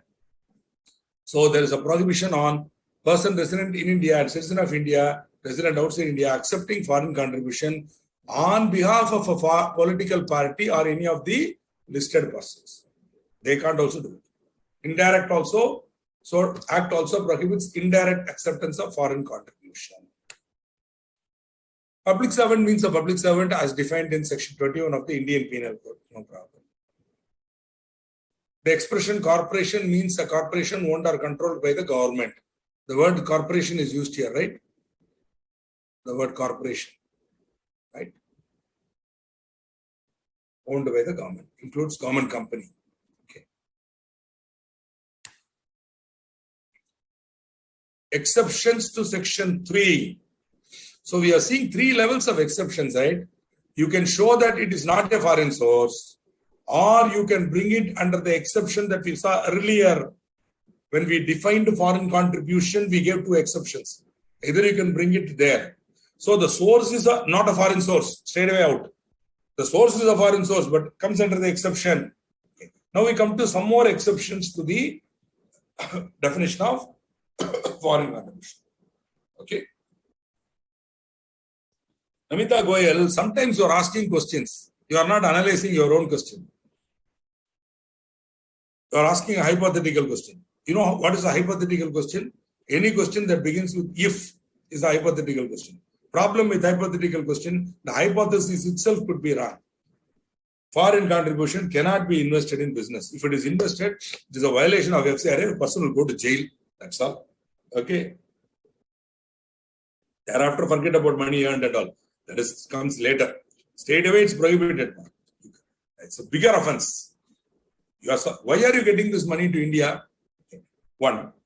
2, my dear madam, I'm asking you another question. Why are you going that convoluted route? What is your goal? You want some money for a business. Why are you getting it as foreign contribution? Get it as FDI, foreign direct investment into India, as an investment, as a loan, ECB. You studied all that in FEMA. When all that is there, who will foolishly go and receive foreign contribution and invest it in business? Yeah. Seriously tell me, only Buddha will do it. Okay, are you able to understand, Namitaji, where I am hitting this? See, sometimes, in our eagerness to ask good questions, complicated questions, we don't understand the basic subject itself. See, this is for contribution, voluntary, where they want to give donation, etc. If you want to bring money for a business, then you don't even come here. You got another route in FEMA. Pakka route is there. Go there. What is your problem? Why are you receiving it as foreign contribution? Then obviously government won't allow you to bring in foreign contribution for investing in a business. So you're violating the purpose. Then you are earning income, whether it will be foreign contribution. It will not be foreign contribution. You will be violating the foreign contribution in every way. So please be very. That's what I'm saying. Sometimes, maybe you might think that I'm going overboard in my response to your question. This is exactly the problem. You are trying to complicate. Don't do that. And why? Because your understanding of the basic principles should be strengthened. Then you won't ask such, questions which are like this. So my answer is, it is not possible, first of all. Foreign contribution should not be invested in business. Thereafter, if it is earning income and all, when you go for the prosecution proceedings with the Ministry of Home Affairs, please deal with them and find out whether it is foreign contribution or not. Severe action will be taken by the Ministry of Home Affairs. Okay. Again, I'm telling you, if your intention is to invest it in a business, do not bring it through FCRA route. Please bring it through FEMA route. This is the broader understanding that you should have as a professional, as a future member of my institute. This is how you should be thinking. Got it? Don't think like a student. Think like a professional. Then you will get the answer correctly. If you think like a student sitting in the third row, raising your hand and asking questions, okay, then till the end you will only be a student. What do you say? Sir, contribution from agent of foreign source. Example, sir. Agent of foreign source. Where is it? See, routing. That's all. Instead of giving directly to the recipient, see, I'm not supposed to give it to these people. Therefore, you give. Or are you talking about this exception? Are we talking about this exception? One second. See, any contribution received from an agent of a foreign source towards such fee or cost. Instead of the company, the foreign entity giving it directly on behalf of the foreigner, an Indian is giving. That Indian is an agent. But the purpose for which the contribution is received is towards fee for services or cost of goods or services. Okay. So even though that is a contribution indirectly received through an agent of a foreign source, that is also accepted. Okay, that is what it is. Got it?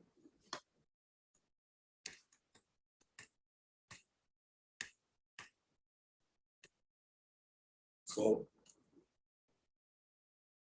again, you'll see exceptions are there. Similar exceptions. Here, first, we tried to say this is not a foreign source. Second, we said it comes under the exception of foreign contribution.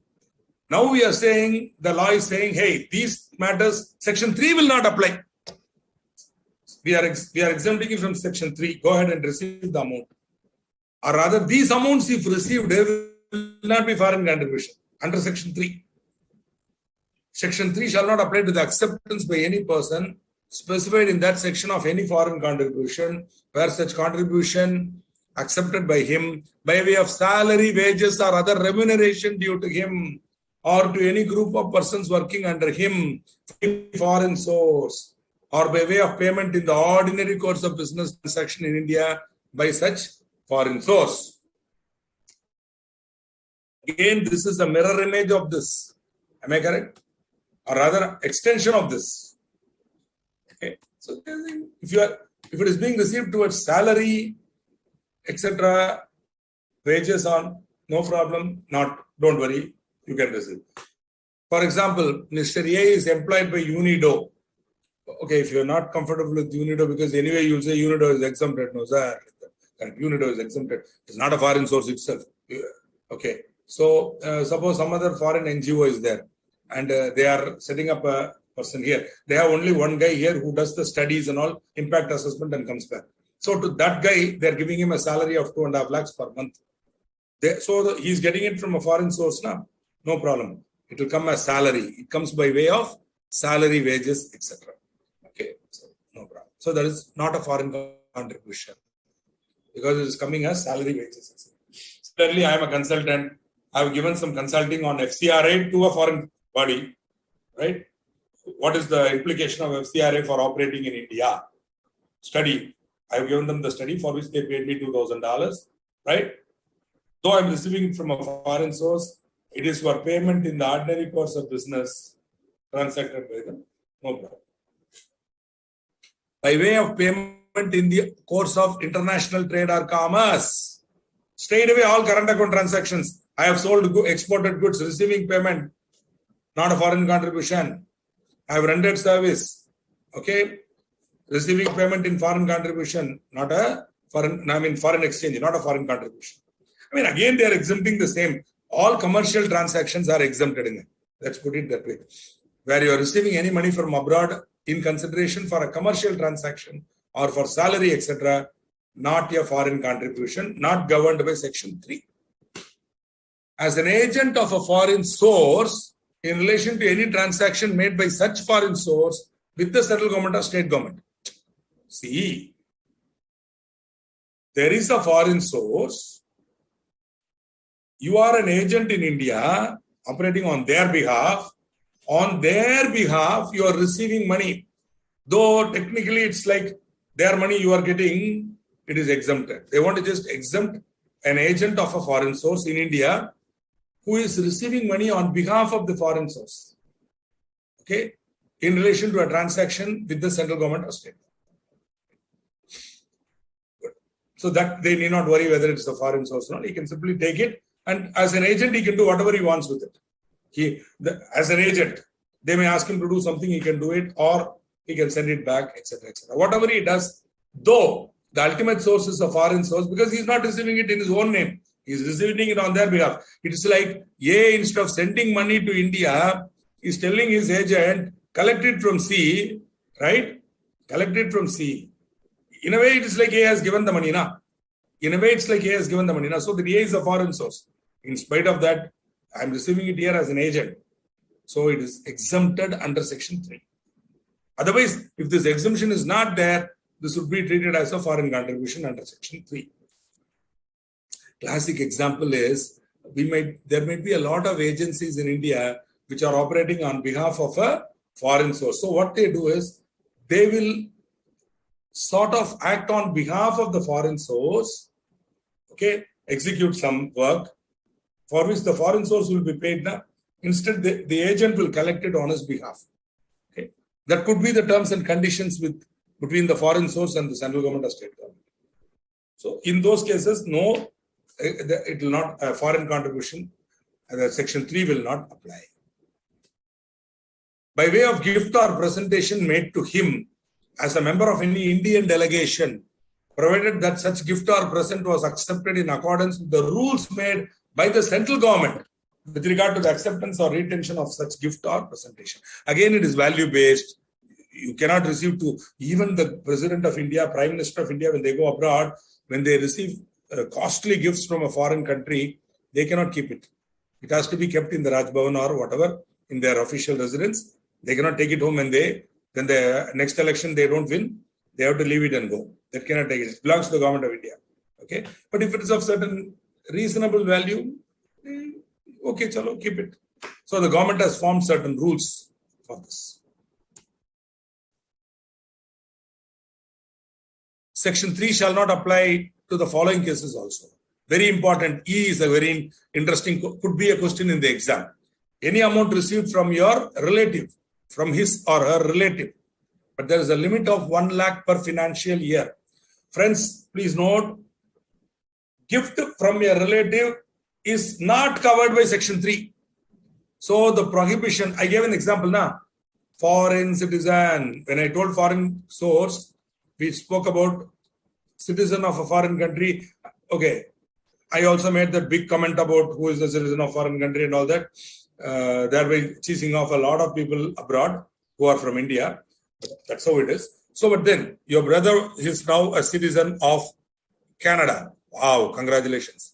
Your brother is a citizen of Canada. Let's celebrate this. Now, that brother, after having a lot of money, wants to give you a gift. Yeah, take it. Up to 1 lakh per financial year, no need to do anything. Take it and enjoy. Just while the money is coming into India, report it to the bank. So I got $1,000. No problem. Less than 1 lakh. No problem. The bank will want to know. Bank will 100% want to know under FEMA. What is this? Immediately you say, gift received from my brother, Mr. So-and-so, prove the identity, matter over. Okay? Up to 1 lakh, no need. Suppose your brother, you want to build a house. So you ask your brother for a loan. No, you can't take a loan. Remember, ECB. So then brother also says, what is that? Father did so much for me. You stayed in India. You are the loser. I became the winner. I went to Toronto. I'm such a big shot now. Take it. I will give it to you as a gift. Okay. 5 lakhs. Take it. No problem. Even then the exception to Section 3 applies.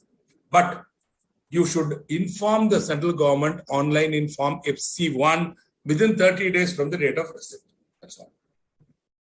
It is still permitted. There is no need for going and getting approval and all from government. You can receive the money more than 1 lakh, but then you have to inform the government, form FC1. Right? Got it? See, why they are having this condition now? Suppose if there are two people, one fellow went abroad, basically they are Naxalites. The fellow who went abroad is also an Naxalite, fellow local also is an Naxalite.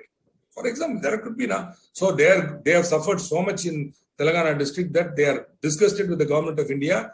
They want to destroy. They are nihilists. Okay, they want to destroy. They are Maoist. So but then this guy goes abroad, earns well. He becomes an IT consultant. He earns well, but in his heart, he wants to destroy the Indian government. Wants to destroy buildings and acts of terrorism. So, but then money is needed now. So what this guy does, he sends the money to his brother.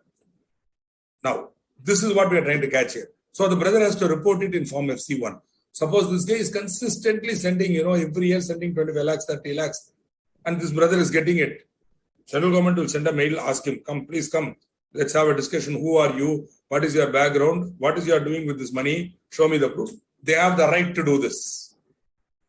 Because they are protecting the sovereignty of our country. So no. This then the background will be checked. Oh, fellows are Maoist. Okay, then immediately they will the way they approach the situation totally different. But suppose you got 5 lakhs for constructing a house and you have all the proof and all that. Okay, brother giving to brother, no problem. Go. Are you able to understand? This is for monitoring the amount. It is highly discretionary power of the government of the Ministry of Home Affairs. By way of remittance received in the ordinary course of business through any official channel, post office or any authorized person in foreign exchange under the FEMA. So that's why I made a broad sweeping statement. If FEMA is covered, FCRA is not covered. If FEMA is covered, FCRA is not covered. Which is why I'm still not a little worried. Ms. Namita Goyal is telling, why should, when you want to bring in commercially, why are you coming through FCRA? You are having FEMA. So why are you investing this foreign contribution in a business? It's a broader point I'm making. Okay, think about it. This is what I keep telling both to Namita Goyal and the gentleman from Andhra. So don't keep on confusing yourself. Think clearly. Automatically, many of these questions will disappear like the mist when the sun comes out into the dawn. It will go away. Okay. Contribution from agent of foreign source. Consideration received for exports are out of FCRA. Absolutely. Not only here, everywhere we have been seeing it consistently, Baba. At every stage they have exempted it. The minute you are getting consideration for the supply of goods or services abroad, it is not a foreign. It is not a foreign contribution. Now they are saying Section 3 also won't apply. So long as you are doing it within the framework of FEMA, no problem. Okay. Yeah, they are out of FCRA. If you mean by the words out of FCRA, if you mean whether they are not covered by FCRA, yes, they are not covered by FCRA. Because it's covered by FEMA. You are doing current account transaction, na? So that will be covered there, na? So export of goods and services. You studied it in FEMA, right? There's a procedure for that. Hello, you have to complete that procedure, right? That's all. Don't worry. It's not as if we are letting you go free. We are letting you off this hook so that we can catch you in that hook. That's all. See, we have been very, very careful about this for a long time. In fact, stringently so under FERA, every bit of foreign exchange that came to India, we were monitoring. Then with liberalization and globalization, we are a little more relaxed. Any scholarship, stipend or any payment of like nature which is received, suppose you become a Fulbright scholar and they give you some dollar stipend, no problem. Mr. Jakal, not my name given, okay. Jakal, a candidate for election, received $2,000 from his brother, a citizen of Norway. Okay, a citizen of Norway on 15/1/2001. Obviously, Jakal is an Indian. His brother is also an Indian. But currently, the brother is a citizen of a Scandinavian country called Norway. Nice country. always cold, very cold. There won't be sunlight for easily 3 months. Sun will not come out. It will come out in 2 hours, it will again set. Will this be considered as foreign contribution under FCRA 2010? How much is receiving? $2,000. $2,000 you convert it into Indian currency, you will get more than 1 lakh in that. Roughly, let us say 70,000, 80. Don't have, not necessarily accurate. Even if you are little inaccurate, let us say 60 also, it will go above that. Correct? Above 1 lakh. 60 is impossible. You can't get $60 and all. 70 plus. So don't have to be so accurate. You don't have to know, sir, I don't know what is the value of dollar today, sir. No problem, yeah. Guess it, yeah. See, as a professional, you should be able to make approximations and estimations. Accuracy is for a different purpose. Sometimes when a client is asking a casual question, you don't have to be so accurate. Broadly, but then put a rider and say, subject to verification of facts and confirmation. But broadly, 80% what I'm telling is correct, go. If this ability is not developed by you, believe me, you will be very intelligent, you will pass the exam and all, etc., etc. But, okay. Amount received from relatives is not foreign contribution, agreed. But the amount exceeds 1 lakh. Therefore, Mr. Jackal should upload Form FC1 on or before 13/12, that is within 30 days. Did you notice the point? 30 days, not 1 month, 30 days. So I counted 30 days and giving you the answer. The point to be noted is that where foreign contribution is accepted for the above purposes or in any of the above circumstances, meaning all this above circumstances, such contribution is exempted, even if received by a person prohibited under Section 3. Did you notice that Mr. Jackal is a candidate for election? Therefore, he is the first in the list. Still, since it comes under this category, 3 does not apply. Therefore, even though he is a candidate for election, he can receive from a relative. If it is more than 1 lakh, he has to report. That's all. Have you understood? See, this is what I'm saying. On the one hand, these are the small loopholes which you need to appreciate. Okay, foreign hospitality. Following categories of persons require prior permission of the central government before accepting foreign hospitality. Members of legislature, office bearers of political party, judges, government servant, employees of any corporation. We already saw them. Already saw foreign hospitality. It shall not be necessary to obtain any such permission for an emergent medical aid needed on account of sudden illness contracted during a visit outside India. See, the word used in the act is emergent and the rules is emergent. I have looked up the dictionary and all that. I don't see the word emergent with this meaning. I don't know. Emergent actually is not a, I don't know if it's a word also. Emergent. Emergent would mean anything that is arising suddenly. So I think their intention is to cover emergency. That's different. Emergency is unknown or unexpected development which is causing some damage or harm. It's an emergency. Okay. Medical emergency, business emergency, etc. Where suddenly or fire. Okay. These are all emergency. But here they are talking about emergent. So concept is simple. A government servant is abroad, possibly on a visit to a relative. Suddenly he is getting a, sudden illness. Then he's hospitalized.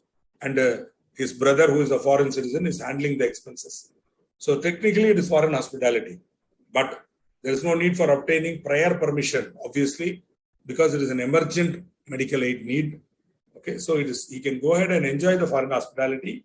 Then he can report it, get the permission. One of my good friends who is a civil servant has even told the story of this, how he was accompanying the football team when they were in China and there was a sudden problem and they had to go and they couldn't get, so they had to take the support of the Chinese government and how he handled it and all. Beautiful story he used to say during parties and all. When so again, that's a classic. That's an emergency. What can be done? So he has to take care. He was one of the coaches who were not a coach, more of a government monitor for the football team, Indian football team, which went to China. So if you want to receive foreign hospitality, you have to get prior approval, exception, emergent medical need, exception, emergent medical aid on account of sudden illness contracted during a visit outside India. Exception. Other than that, if you want to receive foreign hospitality, you should get the permission of the Ministry of Home Affairs. You can apply online. You should give the invitation letter from the host or host country and administrative clearance from concerned ministry. For example, if you are coming under one ministry, that ministry has to approve. And the ministry on which this subject is there. See, usually he's going on a delegation, or if he's going for official purpose, for example, training purpose, he's going abroad. So straight away, that is acceptable. So just as a formality of applying, and they will approve him and he'll go. Okay. So the application should reach central government at least 2 weeks. Think about it. Suppose an officer of the revenue department wants to go for a training, then though it's a government only, though he's a government servant, he has to make an application to the MHA and get the approval, and then only he can travel. So he has to make the application at least 2 weeks before the date of onward journey, right? Acceptance of foreign hospitality in connection with emergent medical needs should be indicated to CG within 1 month of such receipt. No prior. Within 1 month, you have to inform central government, right? Now, prior approval of MHA is not required.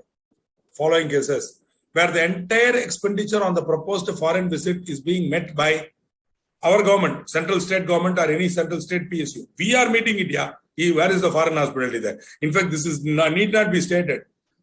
He's going abroad, but funded by us, not by a foreign source.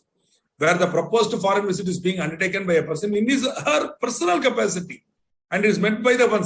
I told you, you go abroad to be with your brother in Canada, Toronto. You are a government servant, so what? You are spending your own money and going. Why the hell you will take permission from government? But are you able to understand? But when you are there, if you are getting any foreign hospitality from a foreign citizen, that has to be approved. You can't go and do that. Okay. Where the foreign hospitality is being, that's why you have to be very, very careful. Definition of foreign hospitality, be very careful. Definition of foreign hospitality, not being a purely casual one. Be careful. So combine this with this reading. Mr. A is a government servant. His brother is in Toronto, Canada.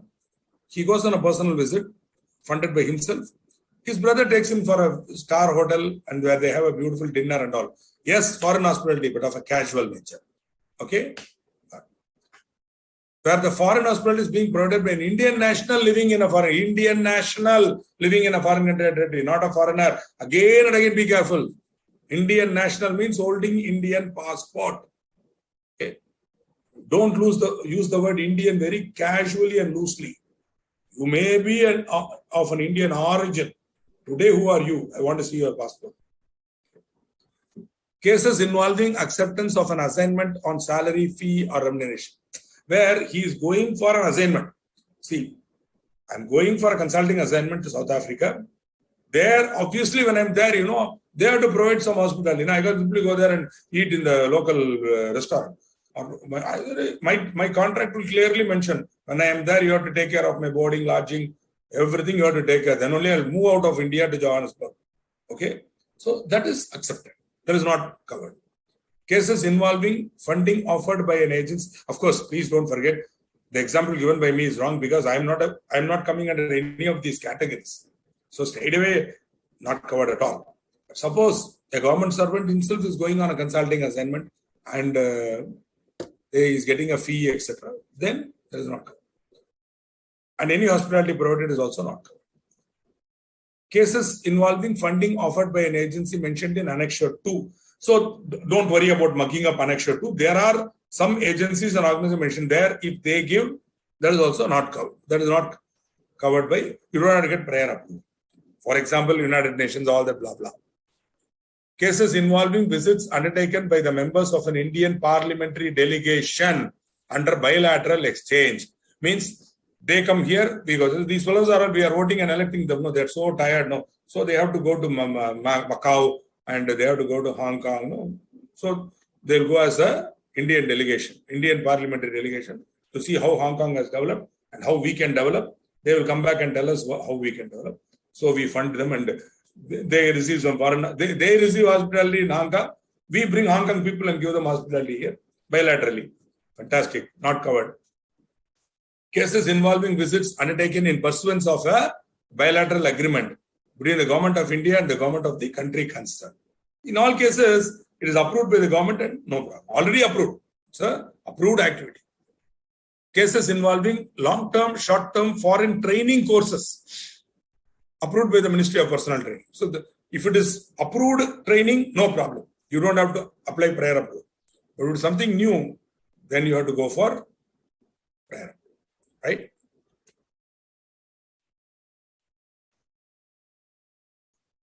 Section 5 deals with organization of a political nature.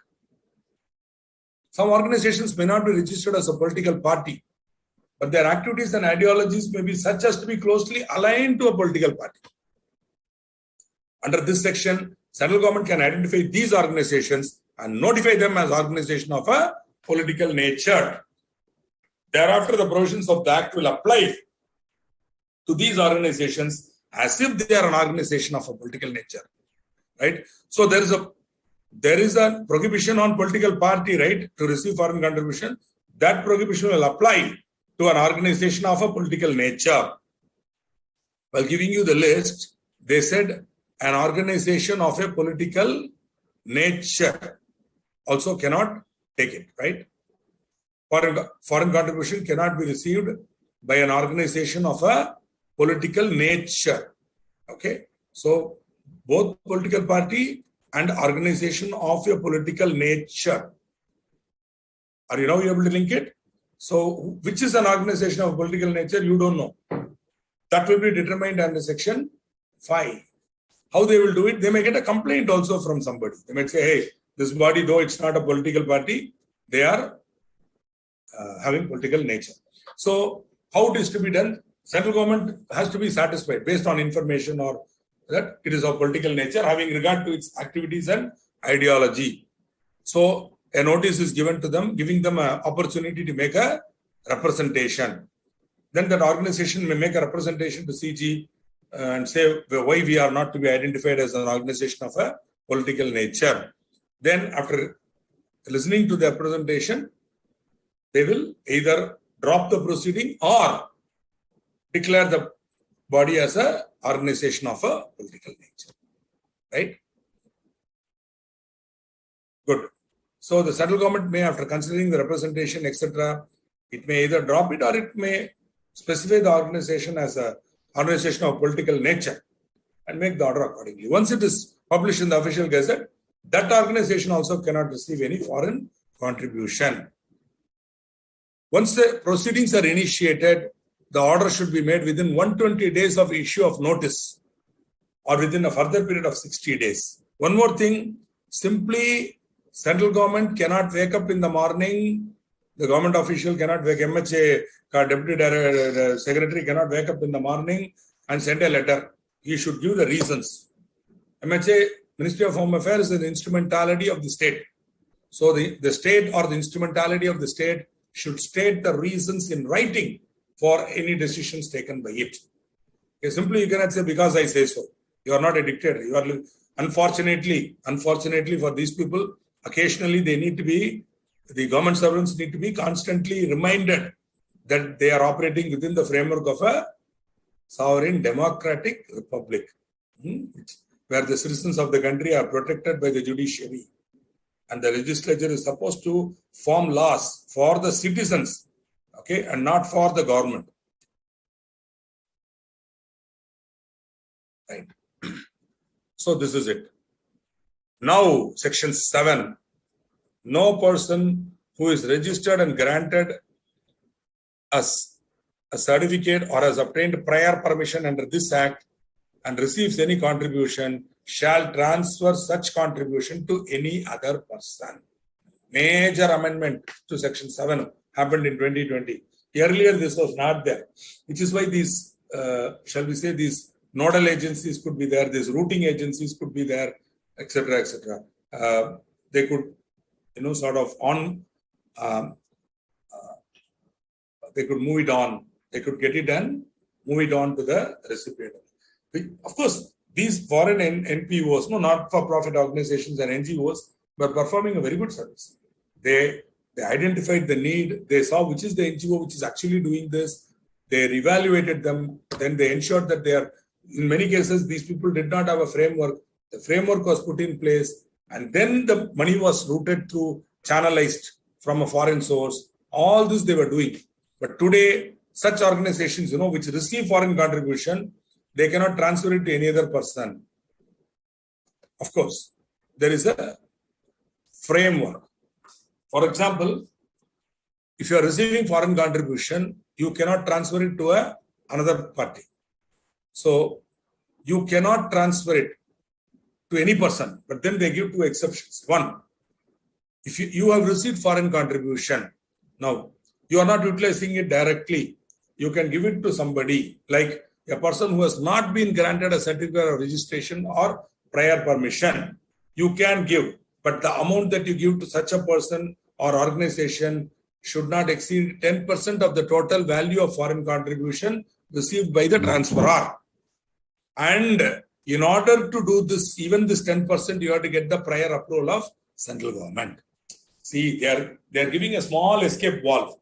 They are saying, hey, you want to do some service in a particular location, and there is one NGO which is 100% grassroots level, but they are, I don't know, if you work with non-government organizations, you will know that most of these founders and other fellows, they do a post-graduation in social work. Basically, it'll be MA in political science, BA political science, or BA sociology.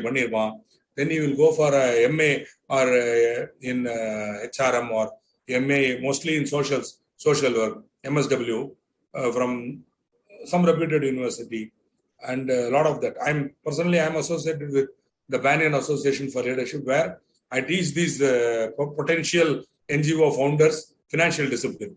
There is a course I offer. I conducted over 2 sessions where I talk to them about financial discipline, about ETG, 12A, your 180, 181, 182, all that blah. And I tell them, hey, there's a framework, operate within that. But some of them are so casual. They'll be wearing a khadar or khadi jibba, toned jeans. They won't wash their hair. They won't wash, and they'll be casual. But their mind is, I want to change the world. I want to change this country. This is their goal. See, such people, how you will go and how you will make him get FCRA approval, you tell me. Fellow won't understand anything. He will say, I'm doing good to society. Like that, he'll get angry. If you tell him about the law, he'll get angry. He will start shouting at you or getting angry because according to him, he's doing good to society. Okay, how to make him understand? Somehow. So I have done this many times. I'll take him apart. Then I will give him Bhagavad Gita. I will go beyond him. I will talk about value systems and all. And then, so it's right, sir, Shrikant sir. And finally, I'll tell him, Baba, if you want to get money, you have to get FCRA registration. Are you interested or not? Okay, I will submit myself to this humiliation and you will come and... but some of them won't even do that. But I still want to use that NGO. Chalo, no problem. You are receiving money, you are spending 90%, 10% you give it to that fellow, let him do it. But for that, you come to me for prior approval, I will approve him. That part. Okay. But you see, this 10% nobody is using nowadays. Most of these channelizing agencies are very clear now. What they do, they don't give to this type of fellows. They only, either they spend it directly themselves, and that's not a problem. Or they can give it to another person who has been granted certificate of registration. For that, there is no limit. Entire money can also be given, provided this person who is receiving it has been granted a certificate of registration or prior. So if the recipient is already having an FCRA, no problem. You can give. Concept simple. Government wants to know who he is. So if he is not registered or he has not obtained prior permission, how can I be sure he is going to use it for the purpose? He doesn't come within the FCRA framework. So they said you cannot give. But if he is already within the FCRA framework, you can. But remember, the recipient, the original recipient is responsible for ensuring proper utilization. Both the transferor and the recipient shall be responsible for ensuring proper utilization. Ultimately, you bought it into India. Tomorrow, if anything is going wrong, the original recipient will be in trouble. Of course, for on sending or forwarding this money to a FCRA registered body, you don't need any prior approval. But the recipient not to be proceeded against any of the provisions of the Act. Means the ultimate recipient, no. So you, when you are acting as a conduit, you should be careful. You should monitor that guy. All proof you should have. This is just before this amendment. I had this problem. Just before this amendment, one, I will not name that NGO, very famous NGO, national level NGO came to me and they asked me, there is another body which is similar to us in objects, but unfortunately their FCRA has not been renewed. They have got huge money which they have already received as foreign contribution. They want to give it to us and we will spend it for them. We even found an MOU and all. This was before Section 7. And luckily this body had an FCRA registration, right? So we took it. But then also I told him, boss, you have not your FCRA, you are in trouble, but at least keep it, the proofs and all correctly. And as quickly as possible, go and get yourself. So what happened is the money didn't come to the non-FCRA guy. The money came directly to the FCRA guy. And the guy with the FCRA spent the money on behalf of the other guy, for which there was an MOU and all that. But you have to be very, very careful. Because with this amendment, you have to be very careful, is the point. Okay. So best thing is today, if you want to form an NPO, non-profit, not-for-profit organization, an NGO, go for an FCRA registration. So the foreign contribution received by registered entities shall be utilized for the purposes for which the contribution has been received. Now Nomita Goyal will understand. Suppose you have got permission, you have been approved, you are registered under FCRA, very clearly you would have told, I am going to use it only for upliftment of society. Now how you can go and invest it in business, you tell me. You cannot. It should be utilized only for the purpose. Suppose you say, I want to run a business, then immediately the bank itself will advise you or the MHA, please do not get registered under this. Please go to FEMA and get it registered. If you are a chartered accountant, you should advise them. That's what I humbly suggest. From now on, your knowledge level should be like that. Okay. Not be utilized for speculative purposes. Not be utilized for administrative purposes beyond 20% of the foreign contribution received. See, money is received from abroad, right? Huge amount, let us say $2 million. I don't know, it's very big. Okay, $200 million. Now, $200 million, I have to spend it across the country. Yeah? I need to employ people. I need to give them salary. I need to, these people who are actually implementing the project need a HR team, need a finance team. Am I correct? Need an infrastructure team. So that part is the administrative. See, my original goal is to reach the remote villages of India and ensure that the girl child is educated, that the girl child is not killed in the womb or allowed to study and have an independent life for herself. This is a great goal. One of the best goals. Beautiful goal. I've seen NGOs do this. Beautiful work. And I've had the great opportunity of visiting remote villages in India, speaking to these girls. I even had the great good fortune of speaking in Kakinada. One girl met me and said, sir, but for this NGO, I would have been at home cooking in the kitchen. Today I'm working and I'm supporting my family thanks to this NGO. Like that, we have heard stories of women, emancipated girls who have understood that they have their own freedom of inclination and will, and that they can have their own free will. In a patriarchal country like India, believe me, it's not easy. It's not easy. Even highly educated ladies, they are easily misled by the patriarchal, stories, and they believe that they are not free. Okay, emancipating women is so. There is a famous man called Periyar in Tamil Nadu, E.V.R. Periyar, E.V. Ramaswamy Periyar, who wrote a book. You should read it. It is in English also. Why women cannot be emancipated? That is the title of Pen Yen Vidadalai Adayavillai. Why women have not been emancipated. He wrote a book, beautiful book, logically written. You should read it. Okay, don't worry. Your political or religious beliefs have nothing to do with reading Periyar. Nobody will. Your religious belief can continue to be there. You can still believe in God and read Periyar for the logic he brings to his words. You can be a theist and still be a great admirer of E.V. Ramasamy Periyar. Okay? Right? If you are from Tamil Nadu, I'm sure you heard of him. Sometimes you may be getting angry with me also for even suggesting that you should read his book. Or some of you may be happy that I'm suggesting that you should read. A great thought leader, ahead of his time. Too much ahead of his time. Okay? Unfortunately. At least now we should read him and try to understand what he was trying to say. Okay. He's up there with Ambedkar and Periyar and all. They're up there in logical thinking. Logical. Okay. So, the foreign contribution should be utilized for the purposes for which the contribution has been received. It should not be utilized for speculative purposes. It should not be utilized for administrative purposes beyond 20%. So up to 20% okay. You have to pay the auditor fees now. Up to 20% okay. But beyond that, okay. But if you want to go beyond that for genuine reasons, you can get the prior approval of the central government and do it. Okay, restriction on utilization of foreign exchange. You cannot use it for speculative purposes. So don't ask me, sir, suppose I invested in the share market and I get capital gain. Will that be a foreign contribution? No, you cannot do it first of all. Okay.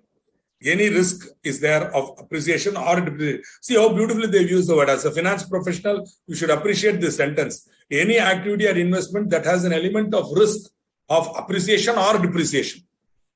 So both are risk. Appreciation is also a risk. Unfortunately, we think of risk as negative. No, sir. As a member of the Institute of Chartered Accountants of India, risk for me is a neutral word. Risk means volatility. There could be either too much appreciation or too much depreciation. Both are bad, or both have to be controlled, or both have to be understood. Okay, is the point. And this risk is linked to market forces, including investment in mutual funds or shares. So, if you receive foreign contribution, you cannot put it in shares and mutual funds. Okay? Participation in any scheme that promises high return, including chits, including cryptocurrency, you cannot put in all that. Okay? Of course, your goal may be laudable. Sir, if I put it in cryptocurrency, I will be able to make it double, triple. Then that money I will give it to the society and all. No, you cannot do that. It is prohibited. Okay? There is a question. An association registered under the FCRA received donation from a club registered in Singapore. Club registered in Singapore is a foreign source. Okay, we already saw that. It's coming under the definition of foreign source. Okay.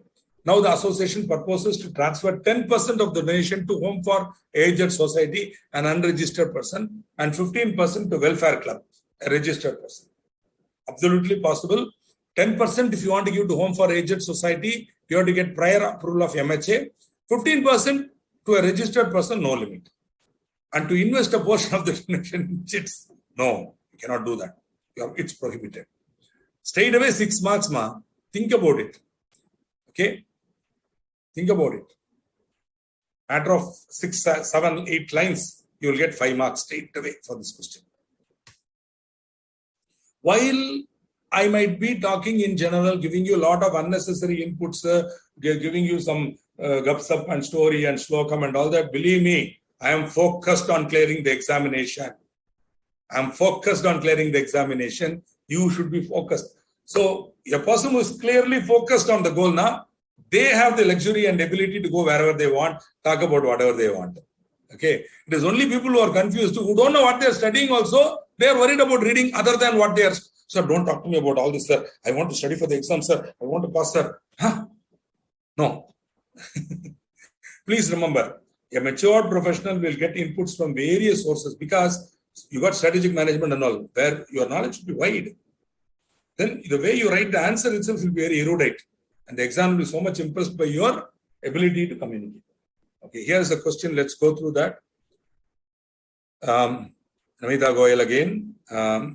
Indirect contribution section 3. If person received on behalf of political party is prohibited. If they receive in individual capacity, no. See, individual capacity is allowed, ma. But when he is receiving it in individual capacity and giving it to the political party, that is prohibited. That's all. Individual capacity received is a gift from a relative and all. But individual capacity, if you are receiving foreign contribution, no. Even if you are, for example, Swami Raghunathananda wants to do Adivasi tribals. He wants to go and give them spiritual knowledge. Fantastic, Swamiji. What are you going to do? No, one of my disciples is sending me $200,000.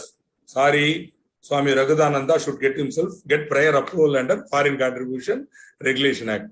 Because he is getting it from a foreign source, even individual, in his individual capacity, he has to go. Okay?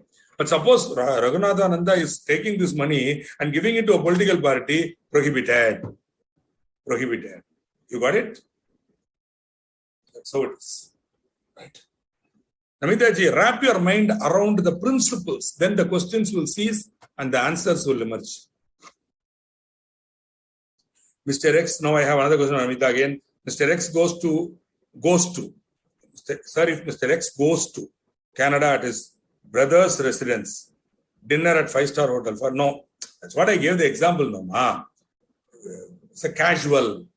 You have to bring it under the word casual. I mentioned it. Since I already explained it, I'm not going to waste your time trying to explain it again. Okay. Salaries, wages, travel expenses, or any remuneration realized by the members of the executive committee or governing council. One more thing now, Mr. X, you should put one more condition. Srikanth, no problem. I am not a government servant. I am not a minister of parliament. I can go anywhere. Anybody can give me a free dinner. I can have and come. Nobody can prevent it. Only government servant, you have to be careful. Only that fellow cannot take foreign hospitality. I can, jolly will go. So I got so many students in fact, I got an open invitation to US. But all these buggers, what they are saying, sir, you come to Atlanta airport, I'll come and pick you up. Sir, you come to Philadelphia airport, I'll come and pick you up. Brother, how will I come to Philadelphia? How will I come to Atlanta? They won't answer. Okay. But once you are in Atlanta, we will take care. Like that. Perfectly allowed. What is that? I am not a government servant. I can go. Okay. Or I am a Swamiji. I can go. Nobody can prevent that. Swamijis are not prohibited from receiving foreign hospitality. Only government servants are prohibited from receiving foreign hospitality. Okay. Sorry, I am not a Swamiji. I am saying, imagine that I am a Swamiji. Definitely. That is why I became Swamiji. No. So that I can go to Chicago and enjoy my life there. Okay.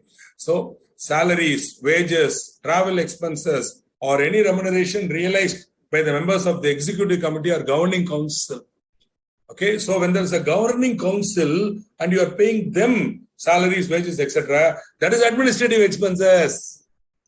Okay. All expenses towards hiring of personnel for management of activities of the person and salaries, wages, nothing but HR and accounting team, administrative. All expenses connected with electricity, water charges, telephone charges, okay, printing, etc., which is connected with the running of the office. That is becoming for the members of the executive committee, governing council, etc. That comes under administrative expenses, which means any support services comes under administrative. Anything directly relating to project, no problem. Including, for example, there may be a project office. The project office will be managing itself. So there will be a project manager, not administrative expense. A lot of people will be below him, not administrative expense. Project accountant, not administrative expense. Because he is working in the project. He is creating the financial data and putting it together and giving. It's a project expense. It is not an administrative expense. But suppose there is a governing council members. That is, okay. Similarly, personnel for management of the activities. So these guys are not actually engaged in the project. HRM, finance manager, financial controller, CFO. I don't go there and dirty my hands in the villages. But I'm sitting here in the air-conditioned room and controlling the funding and all. So that is an important job. But that will come under administrative activity, not a project-related activity. In fact, most of the audits we conduct now, even before this amendment to FCRA, earlier it was up to 50%. Earlier it was up to 50%. Now they made it 20%. Earlier up to 50% you can spend on administrative. Now they made it 20%. Even before that we used to monitor it. Most of the audits, at the end of the report I will give how much was spent on admin, how much was on. And organization like Child Relief and You and Help Page and all, they used to take pride in the fact that they were spending only 1 or 2% of the total collection on administrative. Right. Rotary, I'm a member of the Rotarian. I'm a Rotarian. Rotary spends zero on administration. Everything that we collect goes to the charity. We pay for administration from our pocket. We don't, sort of use the contribution for that, right? So Rotary is a classic organization where we are businessmen and professionals. We come together in a social organization. We contribute our money. We use it for this. Administrative cost is totally not met out of the donations. We handle it for example, when I'm the president, I will handle it from my office. Secretary will handle it from her office. Like that we will do. Right? I think you have got administrative cost. Cost of accounting for and administering funds. Expenses towards running and maintenance of vehicles. Cost of writing and filing reports. Legal and professional charges, including auditor fee, administrative expense. Rent of premises, repairs to premises. All that is coming under administrative expenses. But these items will not be considered as administrative. Expenditure incurred on salaries or remuneration of personnel engaged in training or for collection of analysis of field data. Okay, a lot of people will be training because if you see an NGO goes into a village, works for 5 years. At the end of the day, you need to produce at least 15 people in that district who are self-sustaining. They would continue. You shouldn't be there forever. Such training and all you have to give. For that, somebody will go and give. Okay. Expenses incurred directly in furtherance of the stated objectives of the welfare-oriented organization, such as, for example, we may hire a doctor, teacher, etc., and pay them some money. For example, many Adivasi tribal area, I have gone, the school will be there, government school will be there, useless. So we will ask that same teacher to come in the evening. We'll build a small shed for them, or government will give the shed to us and community room to us. We will create nice library and work play area and ask so that the children can walk in around 5 to 6 p.m. 5 p.m. to say 8 p.m. they will study, and the teacher would teach them. Personal attention will be given in the vernacular. They will teach so that these children can study. They can pass the examinations. They can become meaningful members of regularly organized society. I've seen so much good work being done by NGOs at the grassroots level. I've been there. To those remote. I've walked right up to an Adivasi village in Gudalur, and I have visited their houses and I have sat with them and I have understood how they are benefiting and what their problems are. Okay. The CG shall be satisfied that acceptance of foreign contribution. See, this is where they can prohibit. They might have given the approval, even then they can withdraw it, provided it's shown that the sovereignty and integrity of India or public interest or freedom or fairness of election, friendly relations to any foreign state, harmony between religious, racial and social, linguistic or regional groups is affected. So, that depends hugely on facts. Let's not even go there. I don't want to go there.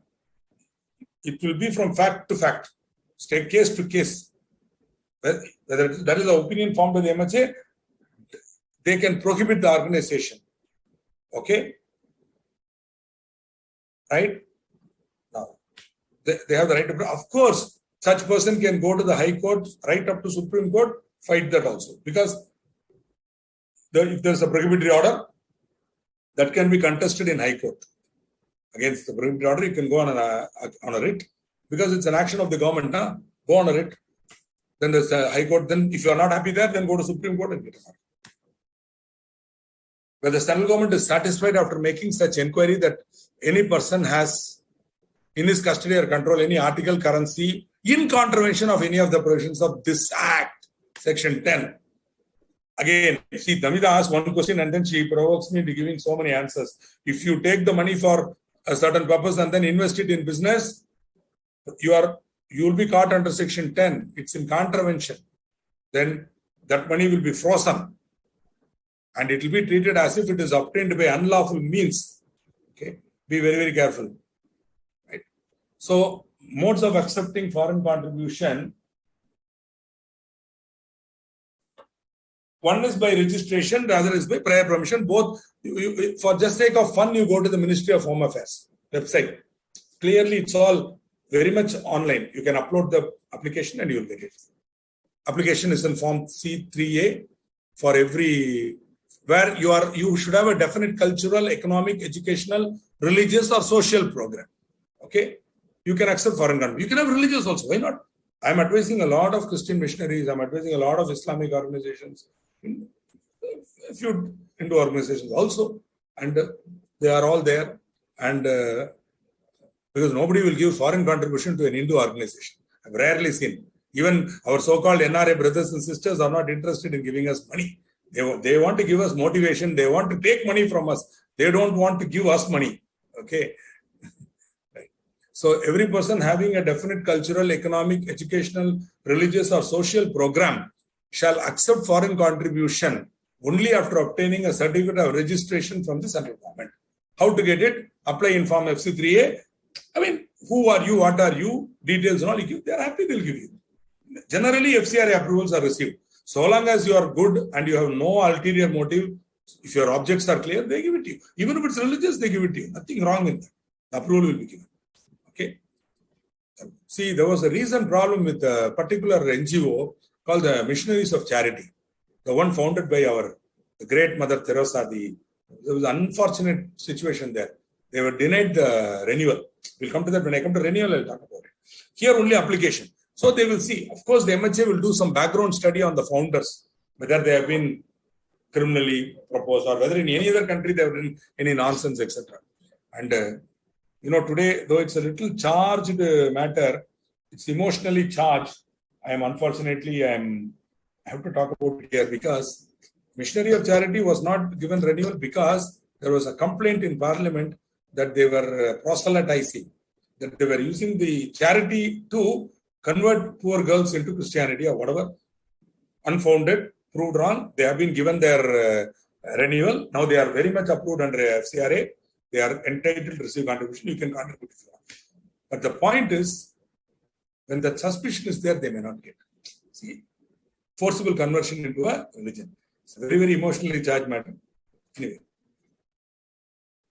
any registration or prior permission granted under the law before amendment shall be valid for a period of 5 years. So if you already got an approval, 2020 the law was amended. Okay, so any earlier registration granted under the old provision will be valid for 5 years from the date. Then you have to renew it again. Where a person is not registered with the CG, it may accept FC only after obtaining prior permission of CG. No way you can get the money and then get the approval. You have to get either registration or you have to get prior permission before accepting the money. That is Form FC3B. In fact, I've even designed a case study for Board of Studies. I remember it must be there somewhere where actual forms also I have given in that. Practical, how to get it. Because as a few chartered accountant, you might have to get the approval for your client. We do that for many of our NGO clients. We get the approval for them. We renew it for them. We get it for them. Section 12 lays down the conditions for grant of certificate of registration under FCRA. Okay. The person making an application for registration or grant of prior permission is not a fictitious or benami. He has not been prosecuted or convicted. Okay. For indulging in activities aimed at conversion through inducement or force, either directly or indirectly from one religious faith to another. That's why I have to unfortunately talk about the word conversion. Okay, and invariably, you will never find Hindus converting others. Seriously, my goal as a Hindu is to attain moksha. I want to attain liberation. My goal is not to convince you to come and become a Hindu. Never. Impossible. Even the Swamijis are going, their intention is not to help you. To help themselves only they are doing. Because if that Swamiji is truly renounced his soul, he would not be wasting his time here. He is released. My goal, ultimate goal of a Hindu is to let it go and get out. Why such a religion will want to come? You are not convinced, please do whatever you want. One more, you will come again. What is my problem? Hinduism will never proselytize. Okay? There is no need in Hinduism to proselytize. You believe, come, read all the literature we have created for you, get convinced, change your lifestyle, lead a normal, good life. Don't come again. That's all. So simple. Okay, religion. No confusion, nothing. You don't have to believe in any dogma. You don't have to believe in things that you can't see for yourself. Nothing. We don't ask you to believe in any dogma. Nothing. Okay.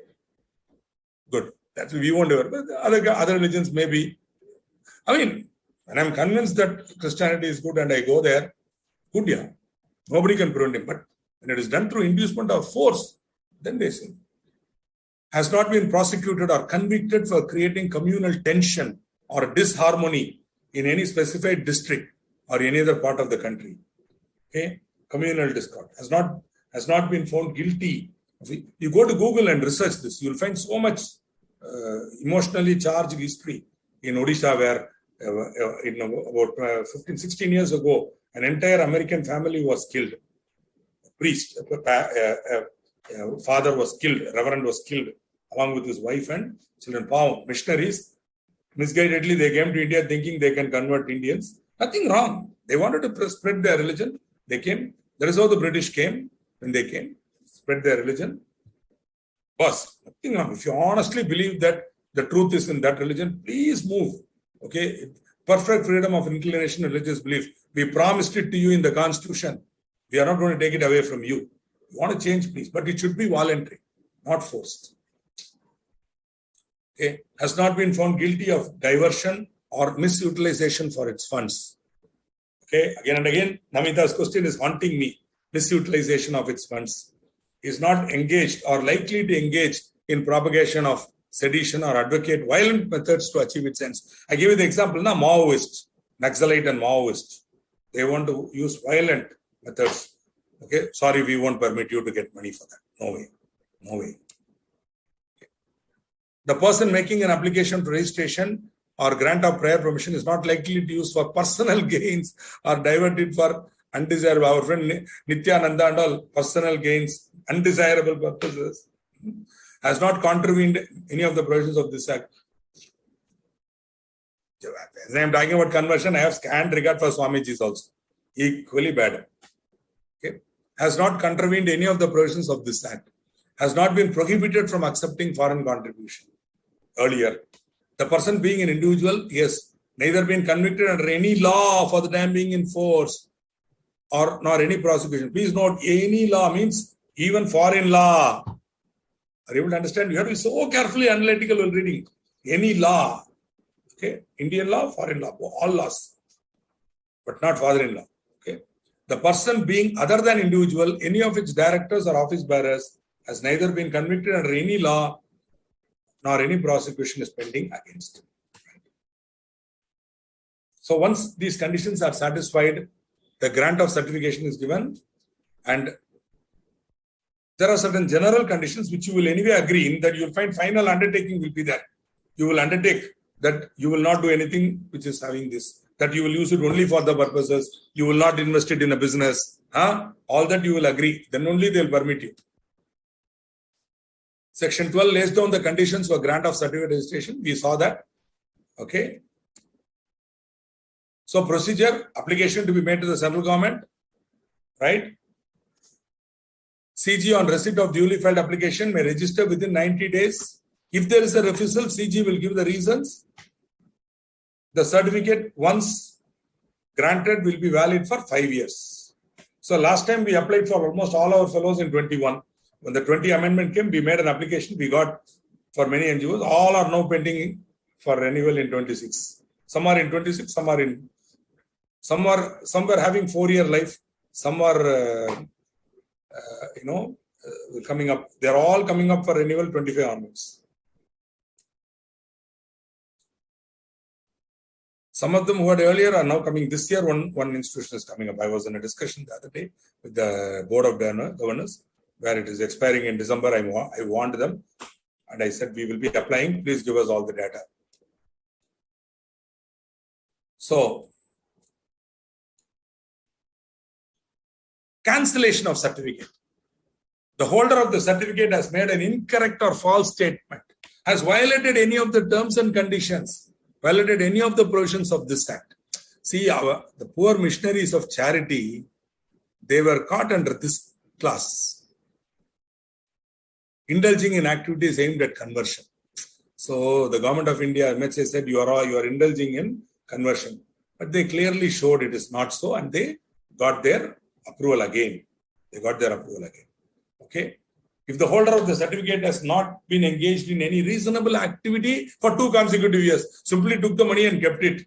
No, you should have used it. In the opinion of central government, it is necessary in the public interest to cancel the certificate. Okay. So when the original approval was given, many conditions were put. And you took an undertaking.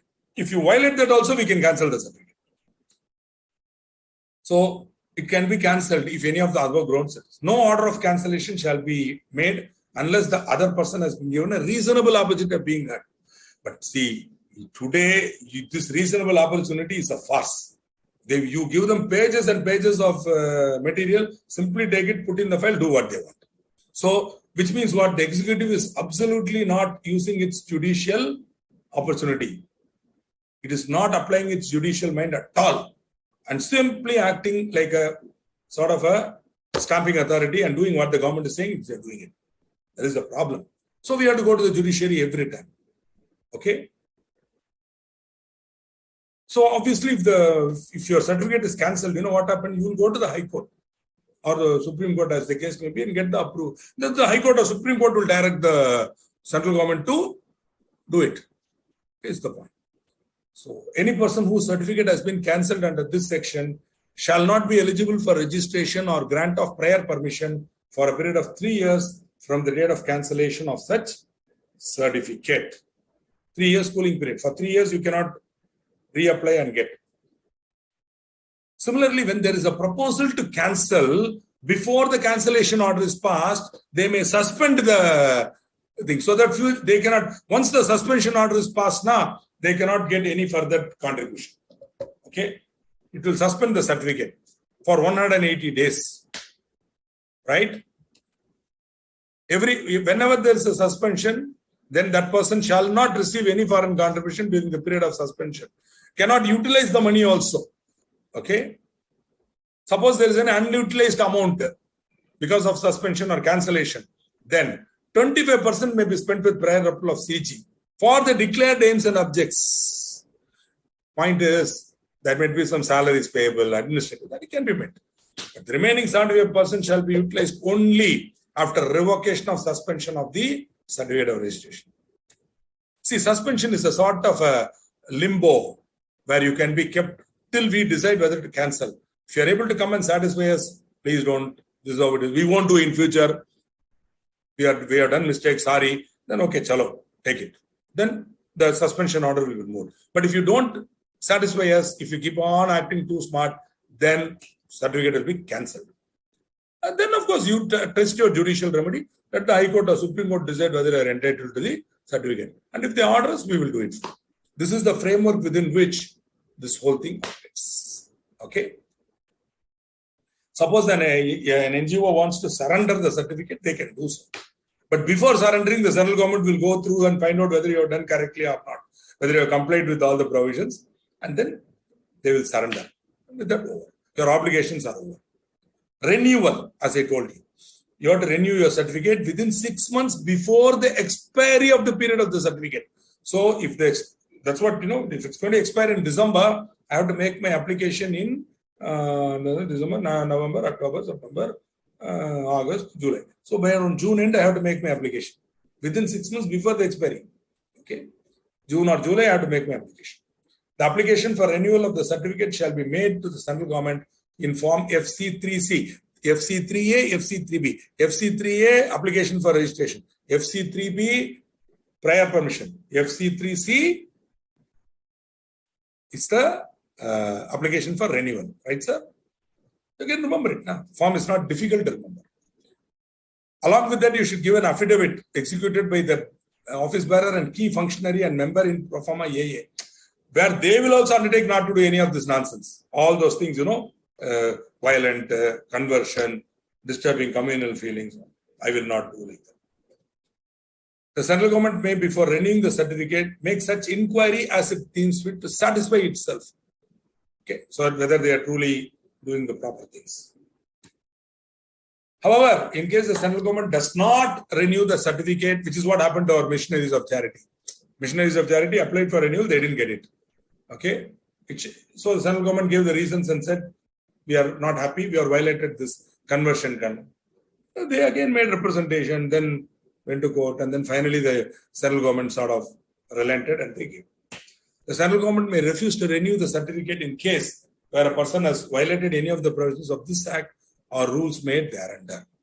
The central government shall renew the certificate ordinarily within 90 days. Okay? We should do it. And if for the renewal of certificate, subject to the such terms and conditions it may give.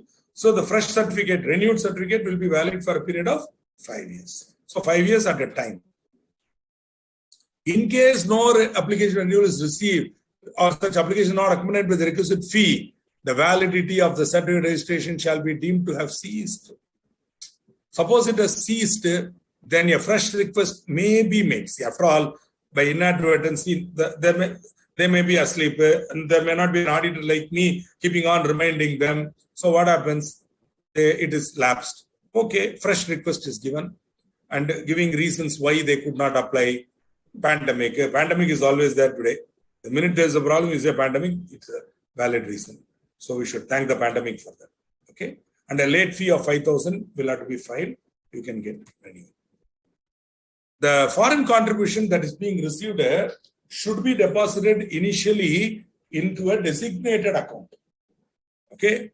All people registered under the Foreign Contribution Act, NGO, etc., should have an account in the branch of the State Bank of India at New Delhi. That's the Parliament branch of the State Bank of India in New Delhi. That is the designated. Last year, before the 2021 and all, mad. Everybody trying to open the account. I think finally all of them opened the account. Now, all foreign contributions should be received only into that account. The designated State Bank of India account at New Delhi Parliament Street branch. Okay. Then, for utilizing it, you can open a number of other accounts, which are also foreign contribution account. I will receive all the money into that SP account. From there, I can transfer it to my Indian bank account in Tanjavur, and from there, I can utilize it. No problem. So, I know this is stupid. Why not? Because earlier, you could open wherever you want and designate it as a FCR account. Monitoring it is very difficult. So, the purpose here is to monitor it both at source as well as at dispersal. It's very cumbersome, but then what to do? We are not unhappy so long as they are happy. Okay.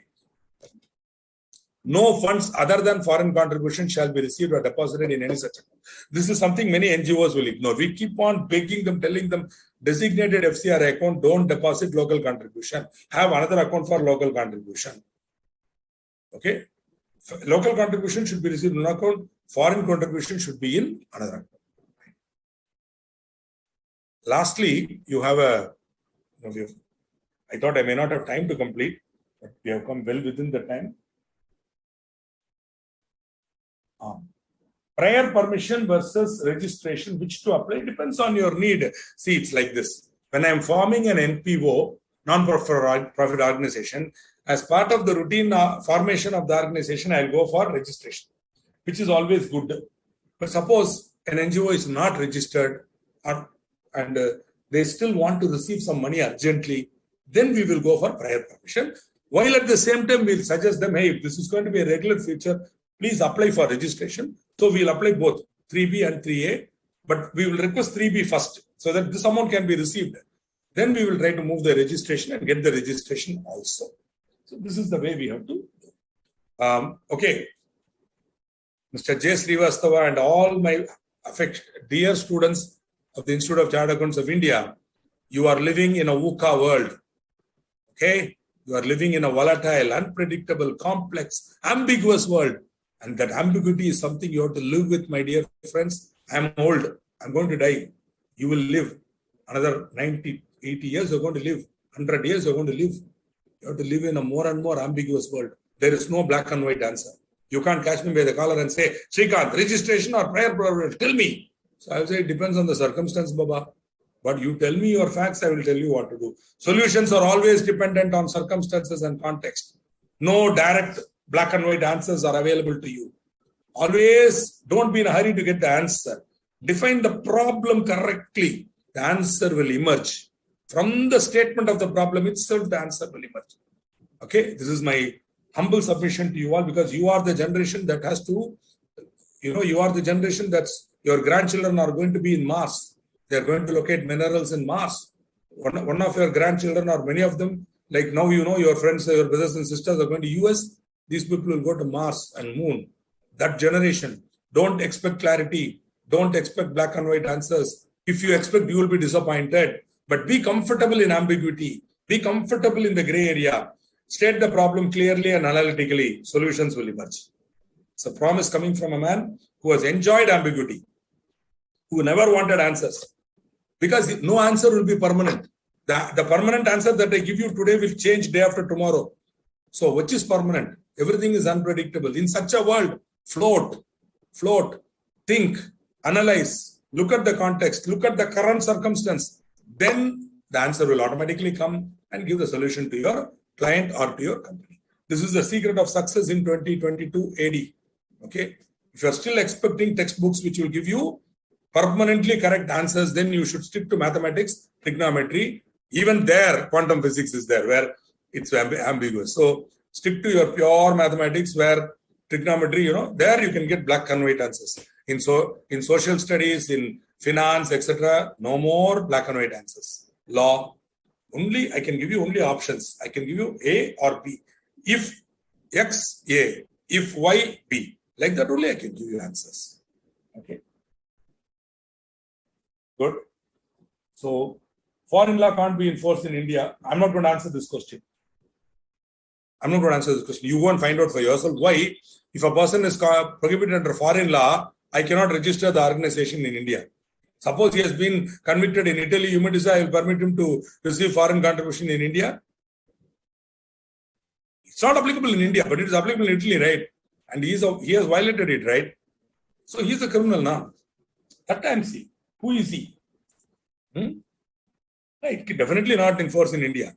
But I'm just checking up who he is. So you are saying if he is convicted in India only, he is a bad boy. If he is convicted in Italy, he is not a bad boy, is it?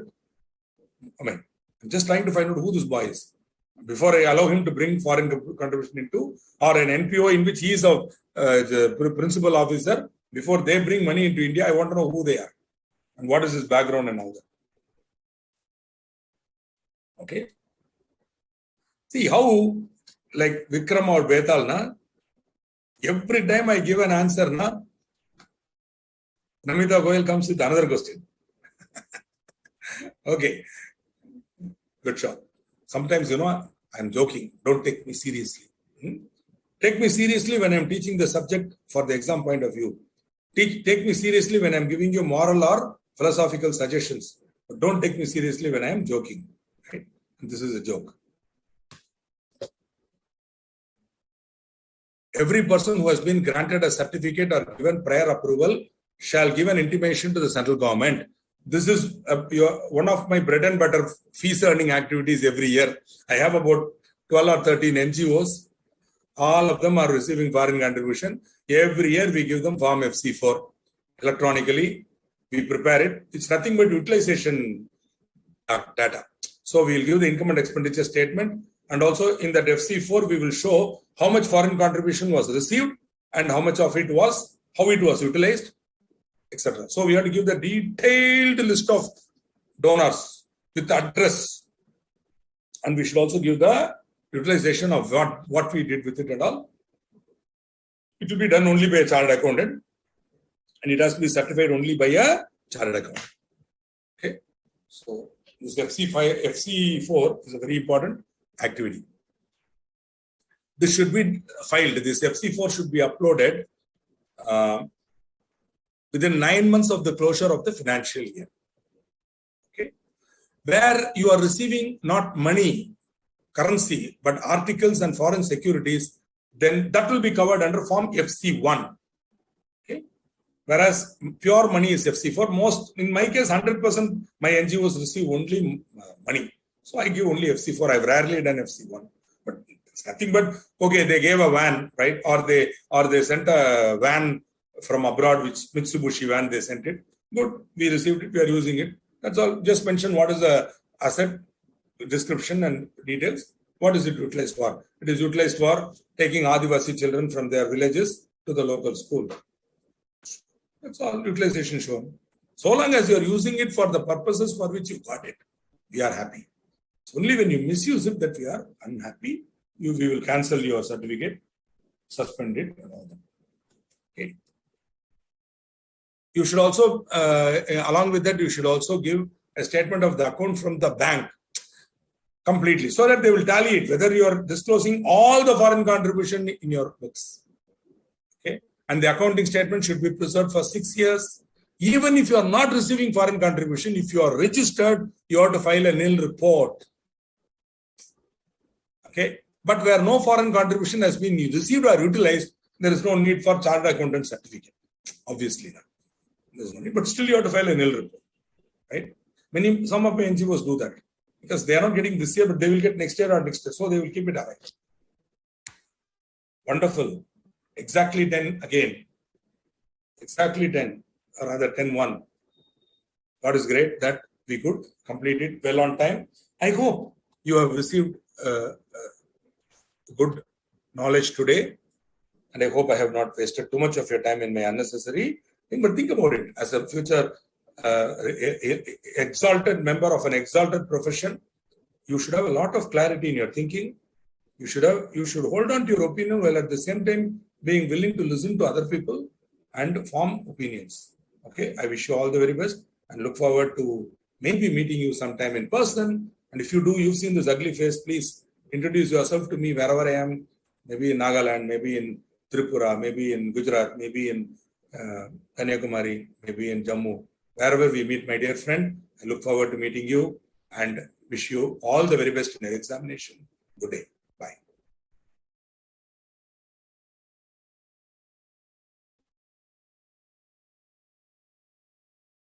Class over, sir.